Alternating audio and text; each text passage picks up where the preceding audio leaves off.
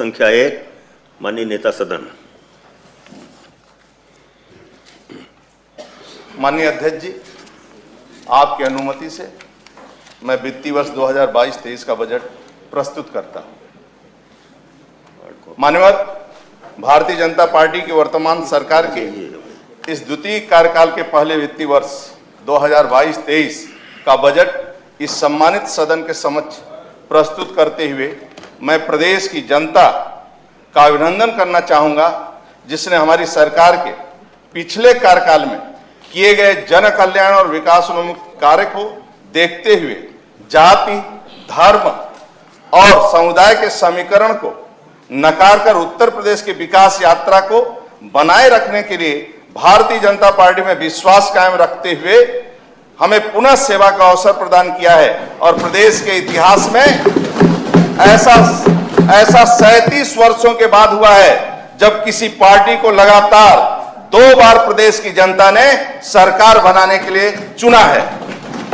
हमारी सरकार का वर्ष 2017-18 और 2021-22 का कार्यकाल हमारे माननीय प्रधानमंत्री श्री नरेंद्र मोदी जी और माननीय मुख्यमंत्री श्री योगी आदित्यनाथ जी के कुशल नेतृत्व में सफलताओं और प्रदेश की दीर्घकालिक और सतत विकास की नीतियों के प्रतिपादन और निष्पादन का रहा है। हमने प्रदेश में कानून का राज कायम किया है। माफिया और गुंडों दंगाइयों के आतंक से जन सामान्य को राहत दिलाई है।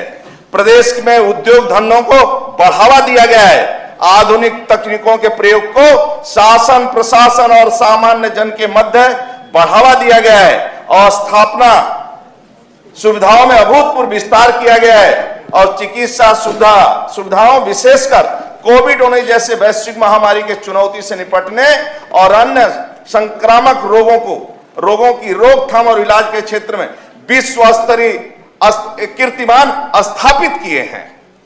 मान्यवर, ये सबके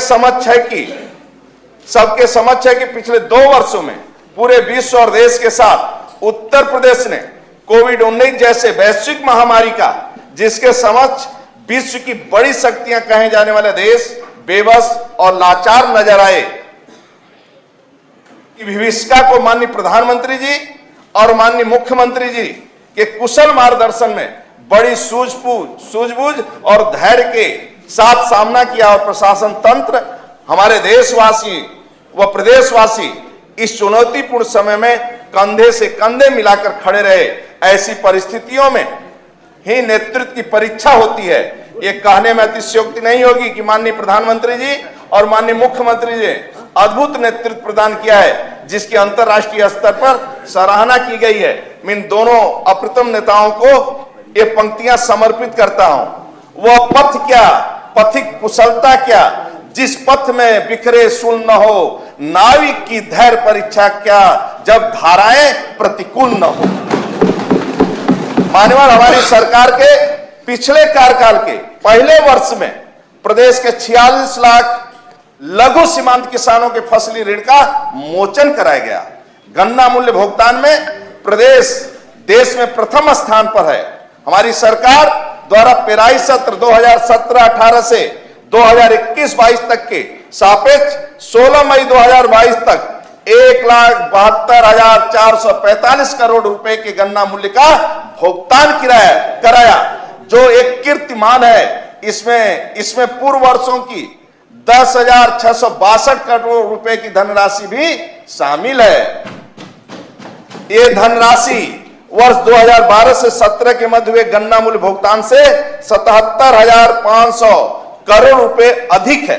प्रधानमंत्री किसान सम्मान निधि से 2,55 लाख किसानों के खाते में 6,000 रुपए वार्षिक आर्थिक सहायता दिलाकर उत्तर प्रदेश में प्रथम स्थान प्राप्त किया है। हमने इन्वेस्टर समिट 2018 का आयोजन कराया, जिसमें प्राप्त 4.68 लाख करोड़ रुपए तक के निवेश प्रस्तावों में लगभग 3 लाख करोड़ के निवेश प्रस्तावों का कार्यान्वयन विभिन्न चरणों में है। इन निवेशों से 5 लाख से अधिक नौजवानों को रोजगार सृजित हो रहे हैं। आगामी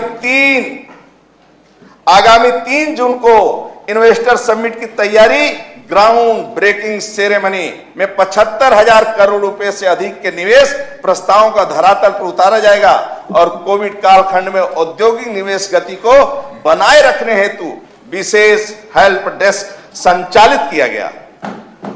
राज्य सरकार एक्सप्रेसवे, जलमार्ग, हवाई अड्डों तथा अन्य मल्टी मॉडल परियोजनाओं के माध्यम से विश्व स्तरीय बुनियादी ढांचे तथा निर्बाध कनेक्टिविटी के विकास को सुनिश्चित करते हुए त्वरित अवस्थापना विकास को बढ़ावा दे रहे हैं। उत्तर प्रदेश 5 एक्सप्रेसवे वाला देश का पहला प्रदेश बन गया है। लखनऊ एवं वाराणसी में वर्तमान अंतरराष्ट्रीय हवाई अड्डों तथा कुशीनगर में नवीन अंतरराष्ट्रीय हवाई अड्डे के साथ ही जेवर में नोएडा ग्रीनफील्ड अंतरराष्ट्रीय हवाई अड्डा और अयोध्या में मर्यादा पुरुषोत्तम श्री राम अंतरराष्ट्रीय हवाई अड्डे के साथ उत्तर प्रदेश शीघ्र ही 5 अंतरराष्ट्रीय एयरपोर्ट वाला देश का पहला प्रदेश बन जाएगा। विभिन्न औद्योगिक परियोजनाओं जैसे medical device park, bulk drug park, Dhanvantari health park, Amritsar Kolkata industrial corridor, IIT, GNL, greater Noida film city की स्थापना, mega food park, trans Ganga city, plastic city, garment park, logistics hub, apparel park, tyre park, हस्तशिल्प पार्क, प्लेटेड फैक्ट्रियां आदि के संबंध में द्रुत गति से कार्रवाई प्रचलित है। प्रदेश के सभी जनपदों के उत्पादों एवं पारंपरिक शिल्पों के समग्र विकास हेतु संचालित एक जनपद एक उत्पाद के प्रभावी क्रियान्वयन से प्रदेश से होने वाला निर्यात 28,000 करोड़ रुपए से बढ़कर 88,000 करोड़ से रुपए से बढ़कर 1,56,1.56 लाख करोड़ रुपए हो गया है। यह हर्ष का विषय कि उत्तर प्रदेश एक उत्कृष्ट निवेश डेस्टिनेशन के रूप में उभरा है। इस देश में राज्य सरकार ने ease of doing business ranking में अभूतपूर्व प्रगति करते हुए देश में द्वितीय स्थान प्राप्त किया है, इसलिए इस बार स्वागत है। प्रदेश स्तर पर अंतर जनपदीय राशन कार्ड पोर्टेबिलिटी संचालित किए जाने के उपरांत भारत सरकार के one nation one ration card योजना के अंतर्गत प्रदेश में राष्ट्रीय पोर्टेबिलिटी की सुविधा माह मई 2020 से लागू है, जिसके अंतर्गत उत्तर प्रदेश के कार्ड धारक अन्य राज्यों के किसी भी उचित दर की दुकानों से अपना खाद्यान्न प्राप्त कर सकते हैं। मई 2020 से मार्च 2022 तक अन्य राज्यों के 37,971 राशन कार्ड धारकों द्वारा उत्तर प्रदेश से तथा उत्तर प्रदेश के 8,99,798 कार्ड धारकों द्वारा अन्य राज्यों से अपना खाद्यान्न प्राप्त किया गया है। राज्य सरकार द्वारा अंत्योदय और पात्र गृहस्थी कार्ड धारकों को निःशुल्क खाद्यान्न के साथ साथ आयोडाइज नमक, साबुन, चना एवं खाद्य तेल दिसंबर 2021 से मार्च 2022 तक निःशुल्क वितरित किया गया है, जिस पर लगभग 4,801 करोड़ रुपए का व्यय हुआ है। इस योजना से प्रदेश के लगभग 15 करोड़ लोग लाभान्वित हुए हैं। यह देश का विशालतम खाद्यान्न वितरण कार्यक्रम है, जिसका विस्तार अप्रैल 2022 जून से 2022 तक अप्रैल 2022 से जून 2022 तक कर दिया गया है। प्रदेश के 15 करोड़ निर्धन व्यक्तियों को मुफ्त अनाज तथा 3 करोड़ मजदूरों को मार्च 2022 से 500 रुपए प्रतिमाह का भत्ता और 98 लाख नागरिकों को 1,000 रुपए प्रतिमाह का भत्ता दिया गया है। प्रधानमंत्री उज्ज्वला योजना के अंतर्गत उत्तर प्रदेश के 1.67 करोड़ महिलाओं को मुफ्त गैस कनेक्शन देने वाला देश का पहला प्रदेश बना है। पिछले 5 वर्षों में प्रधानमंत्री आवास योजना के अंतर्गत प्रदेश के ग्रामीण एवं शहरी क्षेत्रों में 42,50,000 आवास स्वीकृत किए गए हैं। स्वच्छ भारत मिशन के अंतर्गत 2 करोड़ 61 लाख व्यक्तिगत शौचालय का निर्माण करा के उत्तर प्रदेश देश में प्रथम स्थान प्राप्त है।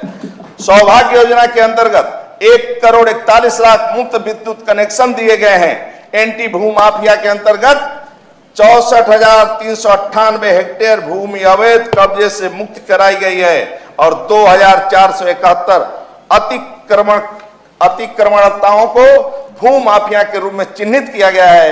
वर्तमान में 186 भू माफिया जेल में निरुद्ध हैं तथा 4274 अतिक्रमणकारियों के विरुद्ध कार्रवाई की गई है। पिछले 5 वर्षों के हमारे कार्यकाल में प्रदेश बीमारू राज्य से की श्रेणी से निकलकर देश के अग्रणी राज्यों में आ चुका है। माननीय योगी जी की सरकार ने इस भावना के साथ काम किया है और कर रही है, और तभी हम यह दावा कर सकते हैं, जब तलक भोर का सूरज नजर नहीं आता, काम मेरा है उजालों की हिफाजत करना, मेरी पीढ़ी को एक चिराग बन के जलना है, जिसका मजहब है अंधेरों से बगावत करना है। कानून व्यवस्था सरकार के अपराध एवं अपराधियों के प्रति जीरो टॉलरेंस की नीति के अनुरूप प्रदेश की कानून व्यवस्था को अधिक मजबूत बनाए जाने एवं आपराधिक असामाजिक तत्वों पर प्रभावी नियंत्रण करने के उद्देश्य से कार्य योजना बनाकर अपराधियों के विरुद्ध कठोरतम विधिक कार्रवाई की जा रही है। दुर्दांत अपराधियों के विरुद्ध कार्रवाई के दौरान 159 अपराधी मुठभेड़ में मारे गए एवं 3762 घायल हुए। गैंगस्टर अधिनियम के तहत 51,696 एवं एनएसए में 730 व्यक्तियों के विरुद्ध कार्रवाई की गई है। प्रदेश स्तर पर 50 चिन्हित माफिया एवं इनके गैंग के सदस्यों सहयोगियों के विरुद्ध प्रभावी कार्रवाई कराई जा रही है। इसके अतिरिक्त जनपद स्तर पर विभिन्न प्रकार के माफिया चिन्हित कर, जैसे आपराधिक माफिया, भू माफिया, खनन माफिया, वन माफिया, मादक पदार्थ, शराब माफिया, शिक्षा माफिया, गौ तस्कर माफिया व अन्य माफियाओं के विरुद्ध कार्रवाई की जा रही है। महिलाओं एवं बालिकाओं के साथ घटित होने वाली अपराधों के प्रभावी रोकथाम हेतु मिशन शक्ति अभियान के अंतर्गत उत्तर प्रदेश पुलिस द्वारा अत्यंत प्रभावी कार्रवाई की गई है। विधानसभा सामान्य निर्वाचन 2022 के अंतर्गत प्रदेश के 403 विधानसभा सीटों पर चुनाव निर्विघ्न एवं निर्विवाद रूप से सकुशल संपन्न हुए। चुनाव के दौरान पुलिस द्वारा सोशल मीडिया, डिजिटल वॉलंटियर एवं अन्य माध्यमों से प्रदेश में छोटी से छोटी सूचना का त्वरित गति से संज्ञान लेकर उन पर तत्परता पूर्वक कार्रवाई की गई, जिसके परिणाम स्वरूप कोई अफवाह वृहद रूप से ले उससे पूर्व ही उस पर सकारात्मक निरोधात्मक कार्रवाई की गई, जिससे निर्वाचन के दौरान कोई भी बृहद घटना नहीं घटित हुई। प्रदेश ही नहीं बल्कि देश के अन्य राज्यों में भी इसकी सराहना हुई। आतंकवादी गतिविधियां पर अंकुश लगाने के लिए एटीएस सेंटर देवबंद का निर्माण कार्य प्रगति पर है, जिसे शीघ्र पूर्ण कर दिया जाएगा तथा मेरठ, बहराइच, कानपुर, आजमगढ़ और रामपुर में एटीएस सेंटर का निर्माण कराया जाएगा। माननीय उच्च न्यायालय इलाहाबाद, लखनऊ खंडपीठ एवं जिला न्यायालयों में राज्य सरकार द्वारा अधिसूचित किसी अन्य न्यायालय, मेट्रो रेल, धार्मिक स्थलों, अयोध्या, काशी, मथुरा, ऐतिहासिक स्थल, ताजमहल, हवाई अड्डों, बैंकों, अन्य वित्तीय संस्थानों, औद्योगिक उपक्रमों, सामरिक तथा महत्वपूर्ण प्रतिष्ठानों आदि की उत्तम संरक्षा तथा सुरक्षा हेतु उत्तर प्रदेश विशेष सुरक्षा बल का गठन किया गया है, जिसके लिए 276 करोड़ 66 लाख रुपए की व्यवस्था प्रस्तावित है, पहली बार हो रहा है। पुलिस इमरजेंसी प्रबंध प्रणाली के अंतर्गत यूपी 112 डायल 100 योजना के द्वितीय चरण को वित्तीय वर्ष 2022-23 में प्रारंभ किया जाना। इसके सुदृढ़ीकरण हेतु 730 करोड़ 88 लाख रुपए की व्यवस्था प्रस्तावित है। सेफ सिटी योजना के अंतर्गत महिलाओं की सुरक्षा के लिए लखनऊ, गौतम बुद्ध नगर, आगरा, वाराणसी, गोरखपुर, प्रयाग में योजना लागू किए जाने हेतु 523 करोड़ 34 लाख रुपए व्यवस्था प्रस्तावित है। जनपदी थानों हेतु सुरक्षा उपकरणों में अस्त्र शस्त्र 250 करोड़ की बजट व्यवस्था प्रस्तावित है। विधि विज्ञान प्रयोगशाला की स्थापना, Uttar Pradesh forensic science institute Lucknow का निर्माण कराया जा रहा है। पुलिस की आवासीय भवनों के लिए 800 करोड़ रुपए, अनावासीय भवनों के लिए 800 करोड़ रुपए, नवसृजित जनपदों में पुलिस की आवासीय अनावासीय भवन हेतु 300 करोड़ रुपए तथा नवसृजित जनपदों में पुलिस लाइन के निर्माण के लिए भूमि क्रय हेतु 65 करोड़ 70 लाख की व्यवस्था प्रस्तावित है।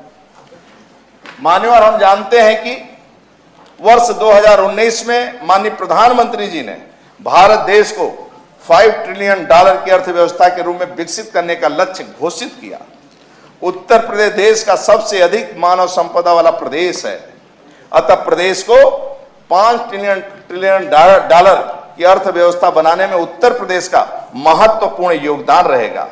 इस दृष्टि से प्रदेश को $1 ट्रिलियन की अर्थव्यवस्था के रूप में विकसित करने का लक्ष्य लेकर हमारी सरकार कार्य कर रही है। कोविड-19 महामारी से वित्तीय वर्ष 2020-21 और 2021-22 में विश्वव्यापी आर्थिक मंदी रही है, जिसका प्रभाव प्रदेश की अर्थव्यवस्था पर भी पड़ा है। अब प्रदेश उस दौर से निकल चुका है। प्रदेश की अर्थव्यवस्था में तेजी से सुधार हो रहा है। हमारा विश्वास है कि हम प्रदेश की अर्थव्यवस्था को $1 ट्रिलियन तक ले जाने में सफल होंगे। मंजिल उसी को मिलती है जिनके सपनों में जान होती है। पंख से कुछ नहीं होता, हौसलों में उड़ान होती है। किसान हमारी सरकार द्वारा पेराई सत्र 2017-18 से 2021-22 तक के सापेक्ष दिनांक 16 मई 2022 तक गन्ना किसानों 1,72,745 करोड़ रुपए का रिकॉर्ड गन्ना मूल्य भुगतान कराया गया, जो इसके पूर्व के 5 वर्षों की सम्मिलित गन्ना मूल्य भुगतान 95,215 करोड़ रुपए से 77,530 करोड़ रुपए अधिक है। प्रदेश में प्रधानमंत्री किसान सम्मान निधि योजना माह दिसंबर 2018 से संचालित है। योजना के अंतर्गत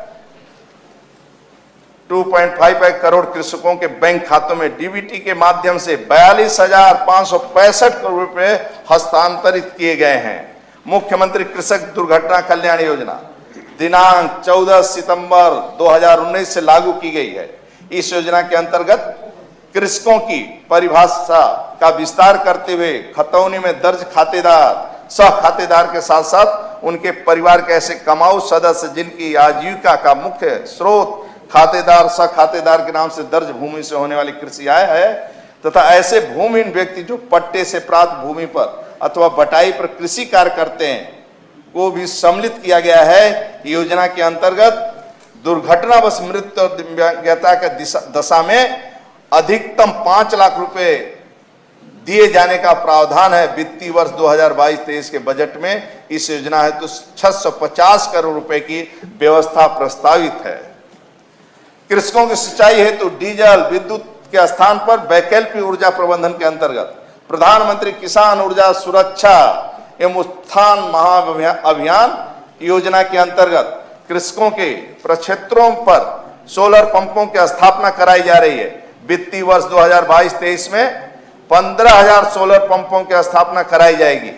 कृषि उत्पादन में गुणवत्ता युक्त बीजों का सर्वाधिक महत्व है, इसलिए वर्ष 2021-22 में 60.10 लाख कुंटल बीजों का वितरण किया गया है। वर्ष 2022-23 में 60.20 लाख कुंटल बीजों का वितरण किया जाना प्रस्तावित है। प्रदेश सरकार द्वारा कृषकों को पर्याप्त मात्रा में उर्वरकों की उपलब्धता सुनिश्चित कराई जा रही है। वर्ष 2021-22 में 99.80 लाख मीट्रिक टन उर्वरक का वितरण किया गया है। वर्ष 2022-23 में 119.30 लाख मीट्रिक टन उर्वरक वितरण का लक्ष्य है। प्रदेश में 34,307 राजकीय नलकूपों तथा 252 लघु डाल नहरों द्वारा कृषकों की मुफ्त सिंचाई सुविधा उपलब्ध कराई जा रही है। मुख्यमंत्री लघु सिंचाई योजना हेतु 1,000 करोड़ रुपए की व्यवस्था प्रस्तावित है।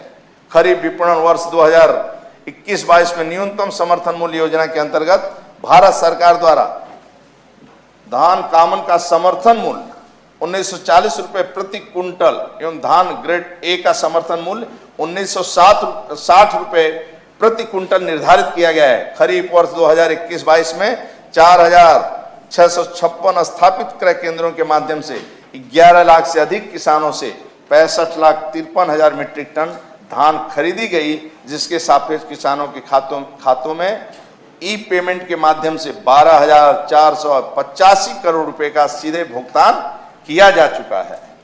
रबी विपणन वर्ष 2022-23 में भारत सरकार द्वारा गेहूं का न्यूनतम समर्थन मूल्य 2015 रुपये प्रति क्विंटल निर्धारित किया गया है। प्रदेश में गेहूं क्रय अवधि दिनांक 1 अप्रैल 2022 से 15 जून 2022 तक निर्धारित है। किसानों को न्यूनतम समर्थन मूल्य का लाभ दिलाने हेतु प्रदेश में 5,608 क्रय केंद्र स्थापित कर दिनांक 25 अप्रैल 2022 तक लगभग 94,000 मीट्रिक टन गेहूं का क्रय किया गया है। वर्ष 2020-21 में रुपये 7,085 करोड़ 59 लाख का अल्पकालिक ऋण प्रदेश के किसानों को वितरित किया जा चुका है, जिससे 17.99 लाख किसान लाभान्वित हुए हैं। वर्ष 2021-22 में लगभग रुपये 7,539 करोड़ 81 लाख ऋण का वितरण किया जा चुका है, जिससे 16,61,000 किसान लाभान्वित हुए हैं। 18 लाख महिला प्रदेश में महिलाओं एवं बालिकाओं की सुरक्षा सुदृढ़ बनाए रखने के उद्देश्य से प्रदेश के सभी जनपदों के समस्त 1,535 थानों पर महिला बीट आरक्षित नामित करते हुए महिला हेल्प डेस्क की स्थापना की गई है, जिस पर ससम्मान उनकी शिकायतों का निराकरण कराया जा रहा है। इससे महिलाओं में सुरक्षा की भावना जागृत हुई है। उनकी शिकायतों पर प्रभावी कार्रवाई तत्काल की जा रही है। प्रदेश के जनपदों में 2,740 महिला पुलिस कार्मिकों को 10,370 महिला बीटों का आवंटन किया गया है। महिलाओं की अधिक से अधिक भागीदारी हेतु 3 महिला पीएसी बटालियन लखनऊ, गोरखपुर तथा बदायूं का गठन किया जा रहा है। अगस्त 2020 में गठित महिला एवं बाल सुरक्षा संगठन का क्रियान्वयन पर्यवेक्षण अपर पुलिस महानिदेशक महिला एवं बाल सुरक्षा संगठन उत्तर प्रदेश द्वारा किया जा रहा है। प्रदेश के समस्त जनपदों में जनपद स्तर पर साइबर हेल्प डेस्क स्थापना की जा रही है। महिला सामर्थ्य योजना हेतु 72 करोड़ 50 लाख रुपए की व्यवस्था प्रस्तावित की गई है। बेटी पढ़ाओ बेटी बचाओ के आह्वान पर यूपीएसई 2018 की 100 टॉपर छात्राओं को लैपटॉप एवं 100 टॉपर SC/ST छात्राओं को लैपटॉप प्रदान किया गया है।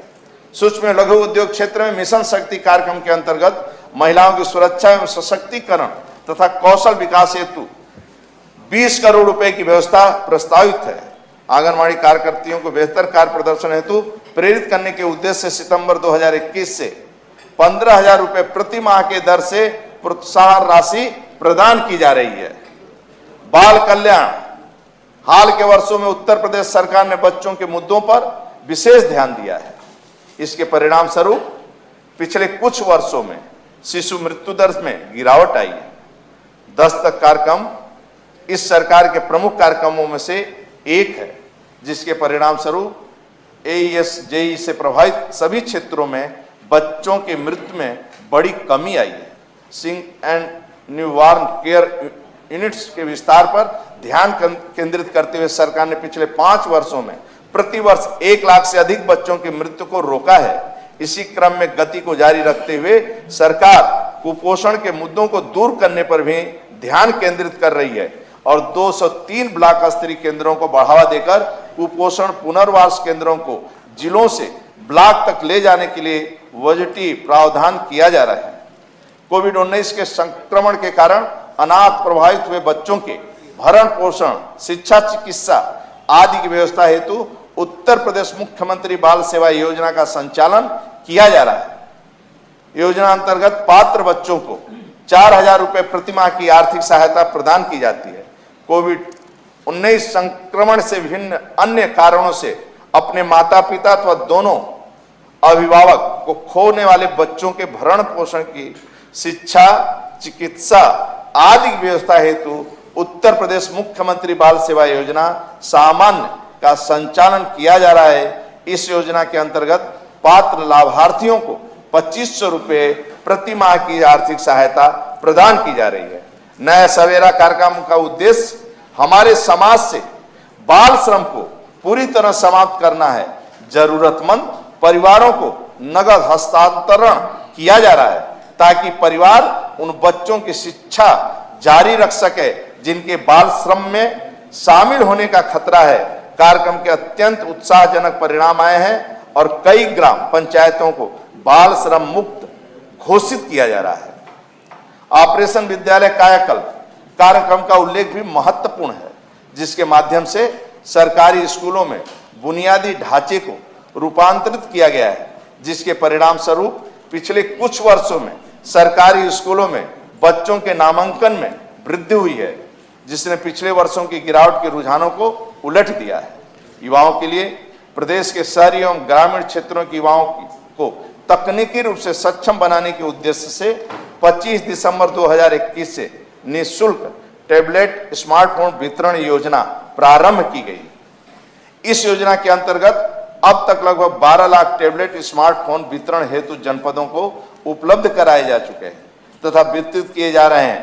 लोक कल्याण संकल्प पत्र 2022 में आगामी 5 वर्षों में 2 करोड़ स्मार्टफोन टैबलेट वितरित किए जाने का लक्ष्य निर्धारित किया गया है।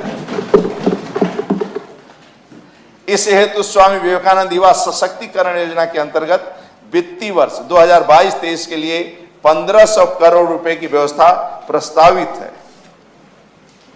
युवाओं के बीच विभिन्न क्षेत्रों में उद्यमशीलता एवं नवाचार को बढ़ावा देने के लिए नई उत्तर प्रदेश स्टार्टअप नीति 2020 के अंतर्गत 5 वर्षों में प्रत्येक जनपद में कम से कम 1 तथा कुल 100 इनक्यूबेटर्स एवं 10,000 स्टार्टअप्स की स्थापना का लक्ष्य है, जिसके सापेक्ष अब तक 47 इनक्यूबेटर्स कार्यरत हैं तथा 5600 से अधिक स्टार्टअप पंजीकृत हुए हैं। प्रतियोगी छात्रों को अपने घर के समीप ही कोचिंग की सुविधा उपलब्ध कराने के उद्देश्य से राज्य सरकार द्वारा सभी मंडल मुख्यालय में मुख्यमंत्री अभ्युदय योजना का संचालन किया गया है। योजना का विस्तार प्रदेश के सभी जनपदों में किया जा रहा है। योजना हेतु 30 करोड़ रुपए के अधिक व्यवस्था प्रस्तावित है। युवा अधिवक्ताओं को कार्य के शुरुआती 3 वर्षों के लिए किताब एवं पत्रिका क्रय करने हेतु आर्थिक सहायता प्रदान किए जाने के लिए 10 करोड़ रुपए की व्यवस्था प्रस्तावित है। अंतर्राष्ट्रीय खेल प्रतियोगिता में उत्तर प्रदेश के मूल निवासी पदक विजेता खिलाड़ियों की सीधी भर्ती के माध्यम से राजपत्रित पदों पर नियुक्ति की व्यवस्था की गई है। जनपद वाराणसी में अंतर्राष्ट्रीय क्रिकेट स्टेडियम की स्थापना के लिए भूमि क्रय हेतु 95 करोड़ रुपए की व्यवस्था प्रस्तावित है। खेल विकास एवं उत्कृष्ट कोटि के खिलाड़ी तैयार करने हेतु जनपद मेरठ में मेजर ध्यानचंद खेल विश्वविद्यालय का शिलान्यास दिनांक 2 जनवरी 2022 को माननीय प्रधानमंत्री द्वारा किया गया है, जिस पर 700 करोड़ रुपए की धनराशि व्यय होगी। विश्वविद्यालय की स्थापना हेतु 50 करोड़ रुपए की व्यवस्था प्रस्तावित है। भारत सरकार के खेलो इंडिया एक जनपद एक खेल की योजना अंतर्गत प्रदेश के 75 जनपदों में खेलो इंडिया सेंटर्स की स्थापना कराए जाने की योजना है। खेल अवस्थापनाओं एवं अन्य सुविधाओं को उपलब्ध कराते हुए वित्तीय वर्ष 2021-22 में प्रदेश में 36 स्थापनाओं का निर्माण किया जा रहा है तथा 6 अत्याधुनिक जिम विभिन्न जनपदों में स्थापित किए जाएंगे। रोजगार प्रदेश में निजी निवेश के माध्यम से 1 करोड़ 61 लाख युवाओं को निजी क्षेत्रों में रोजगार उपलब्ध कराया गया है। 60 लाख से अधिक युवाओं को स्वरोजगार से जोड़ा गया है। निष्पक्ष और पारदर्शी प्रक्रिया के माध्यम से विगत 5 वर्षों में युवाओं को 4.50 लाख सरकारी नौकरियों में लिया गया है। मुझे बताते हुए हर्ष है कि जहां जून 2016 में प्रदेश में बेरोजगारी की दर 18% थी, वहीं अप्रैल 2022 में घटकर 2.99% रह गई है। उत्तर प्रदेश कौशल विकास मिशन द्वारा विगत 5 वर्षों में 9.25 लाख से अधिक युवाओं को विभिन्न प्रकार के अल्पकालिक प्रशिक्षण कार्यक्रमों में प्रशिक्षित करते हुए प्रमाणित किया गया है, जिसमें 4,22,000 युवाओं को विभिन्न प्रतिष्ठित कंपनियों में सेवा योजित कराया गया है। सूचना प्रौद्योगिकी एवं इलेक्ट्रॉनिक्स उद्योग नीति के अंतर्गत 5 वर्षों में 40,000 करोड़ रुपए की निवेश और 4 लाख व्यक्तियों के लिए रोजगार सृजन का लक्ष्य निर्धारित किया गया है। मनरेगा योजना अंतर्गत वित्तीय वर्ष 2021-22 में 26 करोड़ मानव दिवस का सृजन किया गया है, जिसके सापेक्ष वित्तीय वर्ष 2022-23 में मनरेगा योजना अंतर्गत 32 करोड़ मानव दिवस सृजन किए जाने का लक्ष्य निर्धारित किया गया है। प्रदेश सरकार द्वारा अधिकाधिक सूक्ष्म, लघु एवं मध्यम उद्यमों की स्थापना हेतु प्रोत्साहनात्मक वातावरण का सृजन किया गया है, जिसके फलस्वरूप वित्तीय वर्ष 2021-22 में लगभग 3,97,028 उद्यम पंजीकृत हुए हैं, जिसमें 27,84,117 रोजगार का सृजन हुआ है। प्रदेश के 54,876 ग्राम पंचायतों में स्थापित ग्राम सचिवालयों के सुचारू संचालन हेतु 56,436 पंचायत सहायक लेखाकार सह डाटा एंट्री ऑपरेटर्स का चयन कर उन्हें प्रशिक्षण प्रदान किया गया है। मुख्यमंत्री युवा स्वरोजगार योजना के अंतर्गत वित्तीय वर्ष 2021-22 में 5,000 इकाइयों को स्थापित कराया गया है तथा 4,187 लाभार्थियों को लाभान्वित किया गया है। मुख्यमंत्री ग्रामोद्योग रोजगार योजना के अंतर्गत वर्ष 2022-23 में 800 इकाइयों की स्थापना करा के 16,000 लोगों को रोजगार उपलब्ध कराए जाने का लक्ष्य है। माध्यमिक शिक्षा में शिक्षक चयन में साक्षात्कार समाप्त कर 40,402 शिक्षकों का चयन एवं 7,540 पदों का सृजन किया गया है। चिकित्सा शिक्षा के क्षेत्र में रोजगार सृजन की अपार संभावनाएं हैं। लगभग 3,000 नर्सों को राजकीय मेडिकल कॉलेजों, अस्पतालों में नियुक्ति दी गई है तथा लगभग 10,000 नए पद सृजित किए गए हैं, जो आगामी वर्षों में भरे जाएंगे। सामाजिक सुरक्षा वृद्धावस्था पेंशन योजना अंतर्गत प्रत्येक लाभार्थी की पेंशन की राशि को बढ़ाकर 1,000 रुपए प्रति माह की दर से लगभग 56 लाख वृद्धजन को पेंशन प्रदान की जा रही है। योजना हेतु 7,053 करोड़ 56 लाख रुपए की व्यवस्था प्रस्तावित है। निराश्रित महिला पेंशन योजना अंतर्गत पात्र लाभार्थियों देय पेंशन की धनराशि 500 रुपए प्रति माह को बढ़ाकर 1,000 रुपए प्रति माह कर दिया गया है। वित्तीय वर्ष 2021-22 में इस योजना के अंतर्गत 31 लाख महिलाओं को लाभान्वित किया गया है। वित्तीय वर्ष 2022-23 में के बजट में इस योजना हेतु 4,032 करोड़ रुपए की व्यवस्था प्रस्तावित है। मुख्यमंत्री सामूहिक विवाह योजना हेतु 600 करोड़ रुपए की व्यवस्था प्रस्तावित है। दिव्यांग भरण पोषण अनुदान की धनराशि जो वर्ष 2017 के पूर्व मात्र 300 रुपए प्रति माह प्रति व्यक्ति थी को बढ़ाकर 1,000 रुपए प्रति माह कर दिया गया है। प्रदेश के 11 लाख से अधिक दिव्यांगजन इससे लाभान्वित हो रहे हैं और वित्तीय वर्ष 2022-23 के बजट में योजना हेतु 1,000 करोड़ की व्यवस्था प्रस्तावित है। कुष्ठावस्था विकलांग भरण पोषण योजना के अंतर्गत 3,000 रुपए प्रति माह की दर से 34 करोड़ 50 लाख रुपए की व्यवस्था प्रस्तावित है। मैनुअल स्वेकेंजर मृत्यु क्षतिपूर्ति योजना हेतु 1 करोड़ 50 लाख रुपए की व्यवस्था प्रस्तावित है। बुजुर्ग पुजारियों, संतों एवं पुरोहितों के समग्र कल्याण की योजनाओं के क्रियान्वयन हेतु बोर्ड के गठन हेतु 1 करोड़ रुपए की व्यवस्था प्रस्तावित है। श्रमिक एवं स्ट्रीट वेंडर पंजीकृत निर्माण श्रमिकों के बच्चों एवं अनाथ बच्चों को कक्षा 6 से 12 तक गुणवत्तापूर्ण निःशुल्क आवासीय शिक्षा प्रदान किए जाने हेतु प्रदेश के 18 मंडलों में प्रत्येक मंडल में एक अटल आवासीय विद्यालयों की स्थापना कराई जा रही है। इस हेतु 300 करोड़ रुपए की व्यवस्था प्रस्तावित है।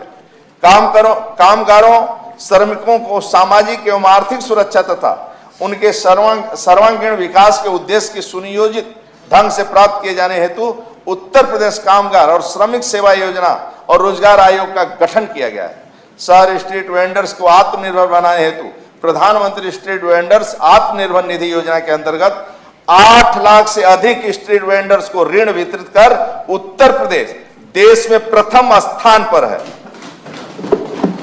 प्रदेश के 10 शहरों में 19 मॉडल स्ट्रीट वेंडर जोन्स का विकास किया जा रहा है और शहरी बेघरों के लिए आश्रय योजना के अंतर्गत 130 शेल्टर होम क्रियाशील किए जा चुके हैं।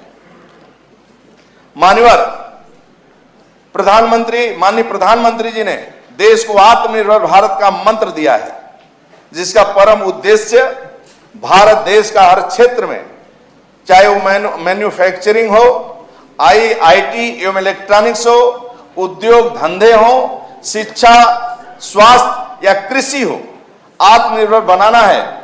इसी के तहत योगी सरकार ने उत्तर प्रदेश को आत्मनिर्भर प्रदेश के रूप में विकसित किए जाने का विजन दिया है। हम इस दिशा में दृढ़ इच्छा शक्ति और ऊर्जा के साथ आगे बढ़ रहे हैं। आत्मनिर्भरता एक स्वस्थ, विकसित और सशक्त समाज का प्रधान लक्षण है। यहां पर मुझे दो पंक्तियां याद आ रही है। गैर परों से उड़ सकते हैं, गैर परों से उड़ सकते हैं, हद से हद दीवारों तक, अंबर तक तो ही उड़ेगा जिनके अपने पर होंगे। चिकित्सा एवं स्वास्थ्य, प्रदेश के प्रत्येक व्यक्ति को बेहतर चिकित्सा सुविधा सुलभ कराने की दिशा में हमारी सरकार द्वारा निरंतर कार्य किए जा रहा है। विभिन्न वायरस जनित संक्रामक रोगों पर नियंत्रण एवं उपचार की क्षमता में अभूतपूर्व वृद्धि रिकॉर्ड समय में की गई है।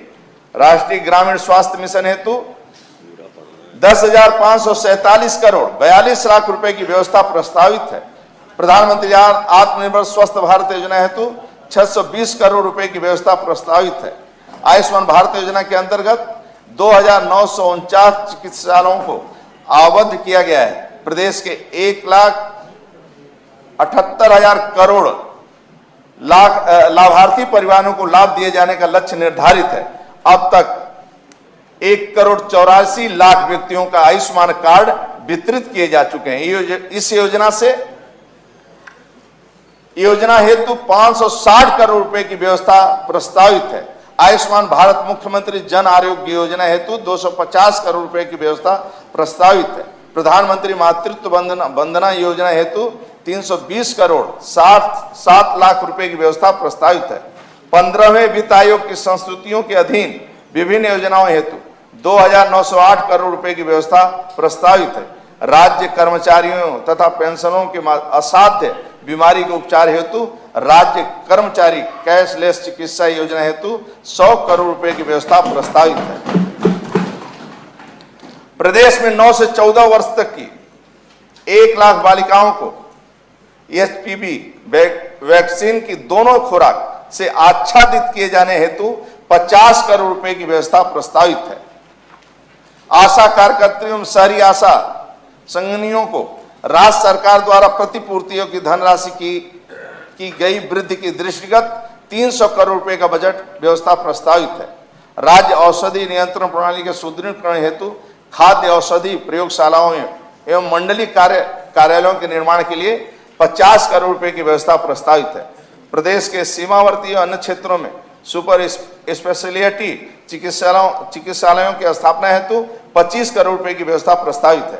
चिकित्सा शिक्षा, प्रदेश में उच्च कोटि की गुणवत्तापूर्ण एवं विशेषज्ञ चिकित्सा सुविधा का विकास किए जाने की दिशा में हमारी सरकार द्वारा उल्लेखनीय प्रगति की गई है। राज्य सरकार के संकल्प के अनुरूप प्रदेश के सभी जनपदों में कम से कम एक मेडिकल कॉलेज स्थापित करने का कार्य प्रगति पर है। वर्तमान में प्रदेश में 65 मेडिकल कॉलेज संचालित हैं, जिसमें 35 राज्य सरकार द्वारा एवं 30 निजी क्षेत्र द्वारा संचालित है। वर्तमान में 45 जनपद मेडिकल कॉलेज की सुविधा से आच्छादित है व 14 जनपदों में राज्य सरकार केंद्र सरकार द्वारा वित्त पोषित मेडिकल कॉलेज निर्माणाधीन। इसके अतिरिक्त प्रदेश में 2 AIIMS Gorakhpur Raebareli, IMS BHU Varanasi तथा जवाहरलाल नेहरू मेडिकल कॉलेज अलीगढ़ संचालित है। प्रदेश के 16 असेवित जनपदों में मेडिकल कॉलेजों की स्थापना हेतु राज्य सरकार द्वारा PPP नीति घोषित की गई है, जिसमें निजी निवेश के माध्यम से मेडिकल कॉलेज स्थापित किए जाएंगे। लोक कल्याण संकल्प पत्र 2022 के अनुरूप MBBS एवं PG पाठ्यक्रमों में सीटों में वृद्धि हेतु 500 करोड़ रुपए की व्यवस्था प्रस्तावित है। स्वशासी राज्य चिकित्सा महाविद्यालयों के लिए संचालन हेतु 50 करोड़ रुपए की व्यवस्था प्रस्तावित है। नर्सिंग कॉलेज की स्थापना हेतु 25 करोड़ रुपए की व्यवस्था प्रस्तावित है। माननीय अटल बिहारी वाजपेयी चिकित्सा विश्वविद्यालय लखनऊ की स्थापना हेतु 100 करोड़ 45 लाख की व्यवस्था प्रस्तावित है। प्रदेश के 14 जनपदों बिजनौर, कुशीनगर, सुल्तानपुर, गोंडा, ललितपुर, लखीमपुर खीरी, चंदौली, बुलंदशहर, सोनभद्र, पीलीभीत, औरैया, कानपुर देहात, कौशाम्बी तथा अमेठी में निर्माणाधीन नए मेडिकल कॉलेजों के लिए 2100 करोड़ रुपए की व्यवस्था प्रस्तावित है। पंडित दीनदयाल उपाध्याय राज्य कर्मचारी कैशलेस चिकित्सा योजना हेतु 50 करोड़ रुपए की व्यवस्था प्रस्तावित है। प्रदेश के निर्धन आबादी को असाध्य रोगों की चिकित्सा सुविधा मुहैया कराए जाने हेतु 100 करोड़ रुपए की व्यवस्था प्रस्तावित है। आयुष गोरखपुर में आयुष विश्वविद्यालय की स्थापना हेतु 113 करोड़ 52 लाख रुपए की व्यवस्था प्रस्तावित है। अवस्थापना एवं औद्योगिक विकास राज्य सरकार ने आगामी 10 वर्षों में 10 लाख करोड़ रुपए की अभूतपूर्व स्तर पर निवेश आकर्षित करने की योजना बनाई है। फास्ट ट्रैक प्रोजेक्ट प्लानिंग के लिए पीएम गति शक्ति नेशनल मास्टर प्लान तथा संभावित बिजनेस पार्टनर्स के लिए उच्च गुणवत्ता की औद्योगिक स्थापना सुविधाओं के विकास हेतु अटल इंडस्ट्रियल इंफ्रास्ट्रक्चर मिशन का कार्यान्वयन किया जाएगा, जिसके प्रथम चरण हेतु 100 करोड़ रुपए की व्यवस्था प्रस्तावित है। प्रधानमंत्री गति शक्ति योजना के अंतर्गत मल्टी मॉडल कनेक्टिविटी परियोजना हेतु 897 करोड़ रुपए की व्यवस्था प्रस्तावित है। ऑप्टिकल फाइबर केबल नेटवर्क पर पूंजीगत परियोजनाएं हेतु 300 करोड़ रुपए की व्यवस्था प्रस्तावित है। प्रदेश में डिजिटाइजेशन को बढ़ावा देने हेतु वाली पूंजीगत परियोजना हेतु 200 करोड़ रुपए की व्यवस्था प्रस्तावित है। राज्य सरकार के अधीन सार्वजनिक क्षेत्र के बंद पड़ी वस्त्र उद्योग इकाइयों की विनिवेश से प्राप्त होने वाली धनराशि से पूंजीगत परियोजनाओं के निर्माण का कार्य योजना बनाई गई है। लखनऊ से गाजीपुर तक 340.824 किलोमीटर लंबे 6 लेन की प्रवेश नियंत्रित पूर्वांचल एक्सप्रेसवे का संचालन नवंबर 2021 से प्रारंभ हो चुका है तथा बुंदेलखंड एक्सप्रेसवे का 90% से अधिक कार्य पूर्ण हो चुका है, जिसको शीघ्र जन सामान्य के लिए सुलभ करा दिया जाएगा। इसके अतिरिक्त गोरखपुर को पूर्वांचल एक्सप्रेसवे से जोड़े जाने हेतु निर्माणाधीन गोरखपुर लिंक एक्सप्रेसवे का निर्माण कार्य 40% से अधिक पूर्ण कर लिया गया है। बुंदेलखंड एक्सप्रेसवे के साथ डिफेंस कॉरिडोर परियोजना अंतर्गत 8,640 करोड़ रुपए की 62 एमयू पर हस्ताक्षर किए गए हैं। लोक कल्याण संकल्प पत्र 2022 की भावना के अनुसार सरकार द्वारा राज्य के सभी ग्रीनफील्ड एक्सप्रेसवे के किनारे इंडस्ट्रियल कॉरिडोर का विकसित करने का निर्णय लिया गया है तथा इसके लिए प्रथम चरण में 500 करोड़ रुपए की व्यवस्था प्रस्तावित है। मेरठ से प्रयागराज तक 594 किलोमीटर लंबी 6 लेन की गंगा एक्सप्रेसवे परियोजना हेतु भूमि क्रय का कार्य लगभग पूर्ण हो गया है तथा निर्माण कार्य प्रक्रियाधीन है, जिसके लिए 695 करोड़ 34 लाख रुपए की व्यवस्था प्रस्तावित है। इस एक्सप्रेसवे में शाहजहांपुर में एक्सप्रेसवे से पर वायुसेना के विमानों की आपातकालीन लैंडिंग के लिए हवाई पट्टी भी प्रस्तावित है। लोक निर्माण सड़कों और सेतुओं के निर्माण हेतु रुपये 18,561 करोड़ रुपए की व्यवस्था प्रस्तावित है। विशेष क्षेत्र कार्यक्रम अंतर्गत पूर्वांचल एवं बुंदेलखंड की योजनाओं हेतु 700 करोड़ रुपए की बजट व्यवस्था प्रस्तावित है। सड़कों और सेतुओं के अनुरक्षण हेतु 4,747 करोड़ रुपए की बजट व्यवस्था प्रस्तावित है। ग्रामों एवं बसावटों के सर्व ऋतु संपर्क मार्गों से जोड़ने हेतु विभिन्न योजनाओं के लिए 1,965 करोड़ की व्यवस्था प्रस्तावित है। शहरों एवं कस्बों में वाहनों की संख्या में उत्तरोत्तर वृद्धि के फलस्वरूप यातायात बाधित होने वाले ट्रैफिक जाम की व्यवस्था के समाधान के लिए शहरों के बाईपास एवं रिंग रोड और चौराहों पर फ्लाईओवर आदि के निर्माण हेतु वर्ष 2022-23 के लिए 600 करोड़ रुपए की व्यवस्था प्रस्तावित है। काशी विश्वनाथ ज्योतिर्लिंग दर्शन एवं गंगा आरती दर्शन के सुगमता हेतु गंगा घाट के विपरीत दिशा में राजघाट पुल से रामनगर तक 4 लेन में मॉडल सड़क के निर्माण हेतु 500 करोड़ रुपए की व्यवस्था प्रस्तावित है। रेलवे उपरिगामी सेतुओं के निर्माण हेतु 1250 करोड़ रुपए की व्यवस्था प्रस्तावित है। प्रमुख अन्य जिला मार्ग चौड़ीकरण सुदृढ़ीकरण तथा नए कार्यों हेतु 2600 करोड़ रुपए की व्यवस्था प्रस्तावित है। राज्य राजमार्ग के चौड़ीकरण सुदृढ़ीकरण हेतु नए कार्य हेतु 1600 करोड़ रुपए की व्यवस्था प्रस्तावित है। राज्य सड़क निधि राज्यांश मद में 2000 करोड़ रुपए एवं पूंजी मद में 1750 करोड़ अर्थात कुल 3750 करोड़ रुपए की व्यवस्था प्रस्तावित है। सिंचाई एवं जल संसाधन हमारी सरकार द्वारा विगत 5 वर्षों में 20 परियोजनाओं पूर्ण की जा चुकी है। इन परियोजनाओं को पूर्ण होने से 21,42,000 हेक्टेयर अतिरिक्त सिंचन क्षमता सृजित हुई है, जिससे प्रदेश के 44,72,000 कृषक लाभान्वित हुए हैं। वित्तीय वर्ष 2022-23 में बाढ़ नियंत्रण एवं जल निकास हेतु रुपया 2,751 करोड़ का बजट प्रस्तावित किया गया है। तटबंधों का निर्माण, उच्चीकरण, सुदृढ़ीकरण की परियोजनाओं हेतु 356 करोड़ का बजट प्रस्तावित किया गया है। नदी में सुधार हेतु, कटाव निरोधक योजनाओं हेतु 1328 करोड़ का बजट प्रस्तावित किया गया है। जल निकास, नाबार्ड पोषित परियोजनाओं हेतु 144 करोड़ का बजट प्रस्तावित किया गया है। वित्तीय वर्ष 2022-23 में नहरों में सरकारी नलकूपों से किसानों को मुफ्त पानी की सुविधा हेतु 800 करोड़ का बजट प्रस्तावित किया गया है। LTIF योजना अंतर्गत वित्तीय वर्ष 2022-23 में मध्य गंगा नहर परियोजना हेतु 600 करोड़, सरयू नहर परियोजना हेतु 310 करोड़, अर्जुन सहायक परियोजना हेतु 20 करोड़ का बजट प्रस्तावित किया गया है। 2100 नवीन राजकीय नलकूपों के निर्माण की परियोजना नाबार्ड पोषित हेतु 423 करोड़ एवं 6600 राजकीय नलकूपों आधुनिकीकरण की परियोजना नाबार्ड पोषित हेतु 150 करोड़ का बजट प्रस्तावित किया गया है। 569 असफल राजकीय नलकूपों के पुनर्निर्माण की परियोजना हेतु 130 करोड़ का बजट प्रस्तावित किया गया है। नमामि गंगे एवं ग्रामीण जलापूर्ति वर्ष 2021-22 के बजट में जल जीवन मिशन के अंतर्गत 15,000 करोड़ रुपए का बजट प्रावधान था, जिसके सापेक्ष वित्तीय वर्ष 2022-23 के बजट में 19,500 करोड़ रुपए की बजट व्यवस्था प्रस्तावित है। मुख्यमंत्री लघु सिंचाई योजना हेतु 1,000 करोड़ रुपए का बजट प्रावधान प्रस्तावित है। मुख्यमंत्री RO पेयजल योजना के अंतर्गत प्रदेश के JES प्रभावित बस्ती गोरखपुर मंडल तथा बुंदेलखंड क्षेत्र के बांदा एवं चित्रकूट मंडल के जनपदों के सरकारी प्राथमिक एवं सरकारी उच्च प्राथमिक विद्यालयों में अल्ट्रा फिल्ट्रेशन तकनीकी पर आधारित जल शोधन संयंत्र के माध्यम से शुद्ध पेयजल उपलब्ध कराए जाने हेतु सरकार द्वारा ये योजना प्रारंभ की गई है। योजना अंतर्गत कुल 14 जनपदों में 28,041 विद्यालयों में अल्ट्रा फिल्ट्रेशन तकनीकी पर आधारित जल शोधन संयंत्र स्थापित कराए जाने का लक्ष्य है।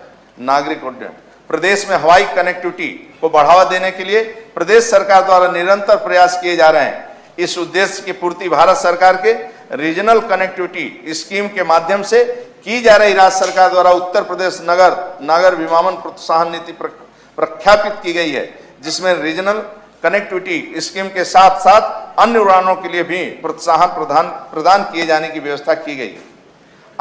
आने वाले कुछ समय में आम जन को अलीगढ़, आजमगढ़, श्रावस्ती, मुरादाबाद, चित्रकूट, झांसी, ललितपुर, सोनभद्र, सहारनपुर, मेरठ, कुशीनगर और अयोध्या एयरपोर्ट से हवाई सेवा की सुविधा उपलब्ध होगी।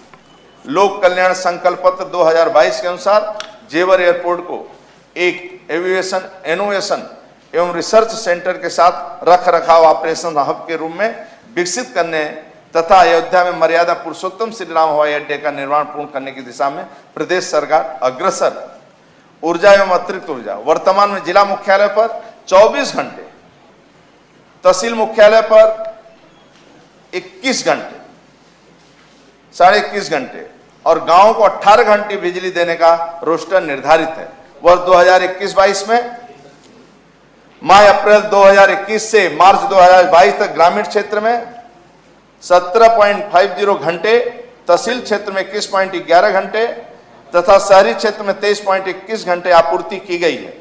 ग्रीष्म काल में ग्रामीण क्षेत्र में सायंकाल 7 बजे से प्रातः 6 बजे तक निर्बाध विद्युत आपूर्ति सुनिश्चित की जाएगी, जिसके लिए 1,000 करोड़ रुपए की व्यवस्था प्रस्तावित है। प्रधानमंत्री सहज बिजली हर घर योजना सौभाग्य के तहत गरीब परिवारों को निःशुल्क और अन्य ग्रामीण परिवारों को 50 रुपए की 10 मासिक किस्तों में बिजली कनेक्शन देने की सुविधा दी गई है। वर्ष 2019-22 में विद्युत उत्पादन 33,089 मिलियन यूनिट, वर्ष 2022-21 में विद्युत उत्पादन 33,425 मिलियन यूनिट तथा वर्ष 2021-2022 में विद्युत उत्पादन 35,021 मिलियन यूनिट रहा है। दिनांक 1 जनवरी 2022 से निजी नलकूपों उपभोक्ताओं के विद्युत बिल को 50% की छूट प्रदान की गई है।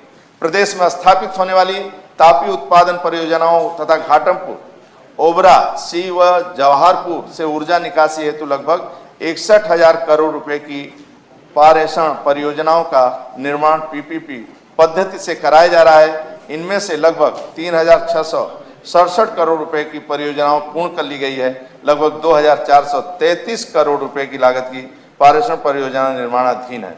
विद्युत वितरण के लिए क्षेत्र में व्यापक सुधार किए जाने हैं तथा हानियों में कमी लाए जाने हेतु उद्देश्य से 31,000 करोड़ रुपए की लागत से एक महत्वाकांक्षी योजना revamped distribution sector scheme Bharat सरकार के सहयोग से प्रारंभ की जा रही है, जिसे 3 वर्षों में पूरा किया जाएगा। योजना के अंतर्गत 5,530 करोड़ रुपए की व्यवस्था प्रस्तावित है। प्रदेश में निर्बाध बिजली आपूर्ति सुनिश्चित करने हेतु वित्तीय वर्ष 2017-18 से वर्ष 2021-22 तक 705 नए 83.11 के विद्युत उपकेंद्र ऊर्जीकृत किए गए एवं 1413 विद्युत उपकेंद्रों की क्षमता बढ़ाई गई है। बुंदेलखंड क्षेत्र में सौर विद्युत परियोजना को बढ़ावा दिए जाने के उद्देश्य से 4000 मेगावाट सौर ऊर्जा उत्पादन के लिए ग्रीन एनर्जी कॉरिडोर के निर्माण कराए जाने का निर्णय लिया गया है। प्रदेश में अब तक 1819 मेगावाट क्षमता की यूटिलिटी स्केल सौर विद्युत परियोजना से अधिष्ठापित की गई है। प्रदेश सरकार द्वारा ग्रिड संयोजित सोलर रूफटॉप परियोजनाओं को स्थापना प्रोत्साहित किया जा रहा है। प्रदेश में अब तक 251 मेगावाट क्षमता के रूफटॉप सोलर पावर प्लांटों की स्थापना की गई है। बाबूजी कल्याण सिंह ग्राम उन्नति योजना के अंतर्गत प्रदेश के सभी गांवों की सड़कों पर सोलर स्ट्रीट लाइट की स्थापना कराई जाएगी। इसे हेतु 22 करोड़ 50 लाख रुपए की व्यवस्था की गई। प्रदेश में जैव अपशिष्टों से जैव ऊर्जा के उत्पादन को प्रोत्साहित किए जाने के उद्देश्य से नीति जारी की गई है, जिसके अंतर्गत biodiesel, bioethanol, methanol, biogas, bio CNG, producer gas, biocoal की उत्पादन इकाइयों की स्थापना कराई जा रही है। नीति के अंतर्गत जैव ऊर्जा की 14 परियोजनाओं में 2,452 करोड़ रुपए की निवेश की स्वीकृति प्रदान की गई। उत्तर प्रदेश वेयर हाउस एवं लॉजिस्टिक्स नीति 2018 में परिभाषित निजी लॉजिस्टिक्स पार्क तथा लॉजिस्टिक्स इकाइयों को भू उपयोग परिवर्तन शुल्क में 50% छूट दिए जाने तथा विकास प्राधिकरणों को महायोजना क्षेत्र में लागू विकास शुल्क का 25% भुगतान की छूट प्रदान किए जाने हेतु फरवरी 2020 को अधिसूचना निर्गत की गई है। उक्त निर्णय में प्रदेश में लॉजिस्टिक्स पार्क एवं वेयर हाउसिंग में निवेश को बढ़ावा दिया जाएगा। दुर्बल, अल्प, लघु, मध्यम आय वर्ग के व्यक्तियों हेतु अफोर्डेबल हाउसिंग उपलब्ध कराए जाने हेतु अफोर्डेबल हाउसिंग उपविधि 2021 निर्गत की गई है। इससे दुर्बल, अल्प, लघु, मध्यम आय वर्ग के व्यक्तियों को उनकी आर्थिक क्षमता के अनुरूप भवन उपलब्ध होंगे। निजी विकासकर्ताओं द्वारा अनिवार्य रूप से निर्मित की जाने वाली ईडब्ल्यूएस इकाइयों के पंजीयन हेतु स्टैंप शुल्क में छूट प्रदान करते हुए 500 रुपये निर्धारित किया गया है। इससे ईडब्ल्यूएस श्रेणी के आवेदकों को भवनों के पंजीयन में काफी अधिक धनराशि की बचत होगी। लखनऊ विकास क्षेत्र में तथा प्रदेश के समस्त विकास प्राधिकरणों के विकास क्षेत्र एवं नगर क्षेत्र के अवस्थापना सुविधाओं हेतु विकास हेतु 132 करोड़ रुपए की व्यवस्था प्रस्तावित है। प्रधानमंत्री आवास योजना शहरी घटक अंतर्गत कुल 153 परियोजनाओं के सापेक्ष 1,32,439 भवन स्वीकृत किए गए हैं। अद्यतन 89 परियोजनाओं के अंतर्गत 70489 भवनों का निर्माण प्रगति पर। अयोध्या स्थित सूर्य कुंड के विकास सहित अयोध्या नगरी के सर्वांगीण विकास की योजना हेतु वित्तीय वर्ष 2022-23 में 140 करोड़ रुपए का बजट प्रस्तावित है। कानपुर मेट्रो रेल परियोजना के अनुमोदित लागत 11,076 करोड़ रुपए से वित्तीय वर्ष 2022-23 में परियोजना हेतु 747 करोड़ रुपए का बजट प्रस्तावित है। आगरा मेट्रो रेल परियोजना की अनुमानित लागत 8,380 करोड़ रुपए से वित्तीय वर्ष 2022-23 में परियोजना हेतु 597 करोड़ रुपए का बजट प्रस्तावित है।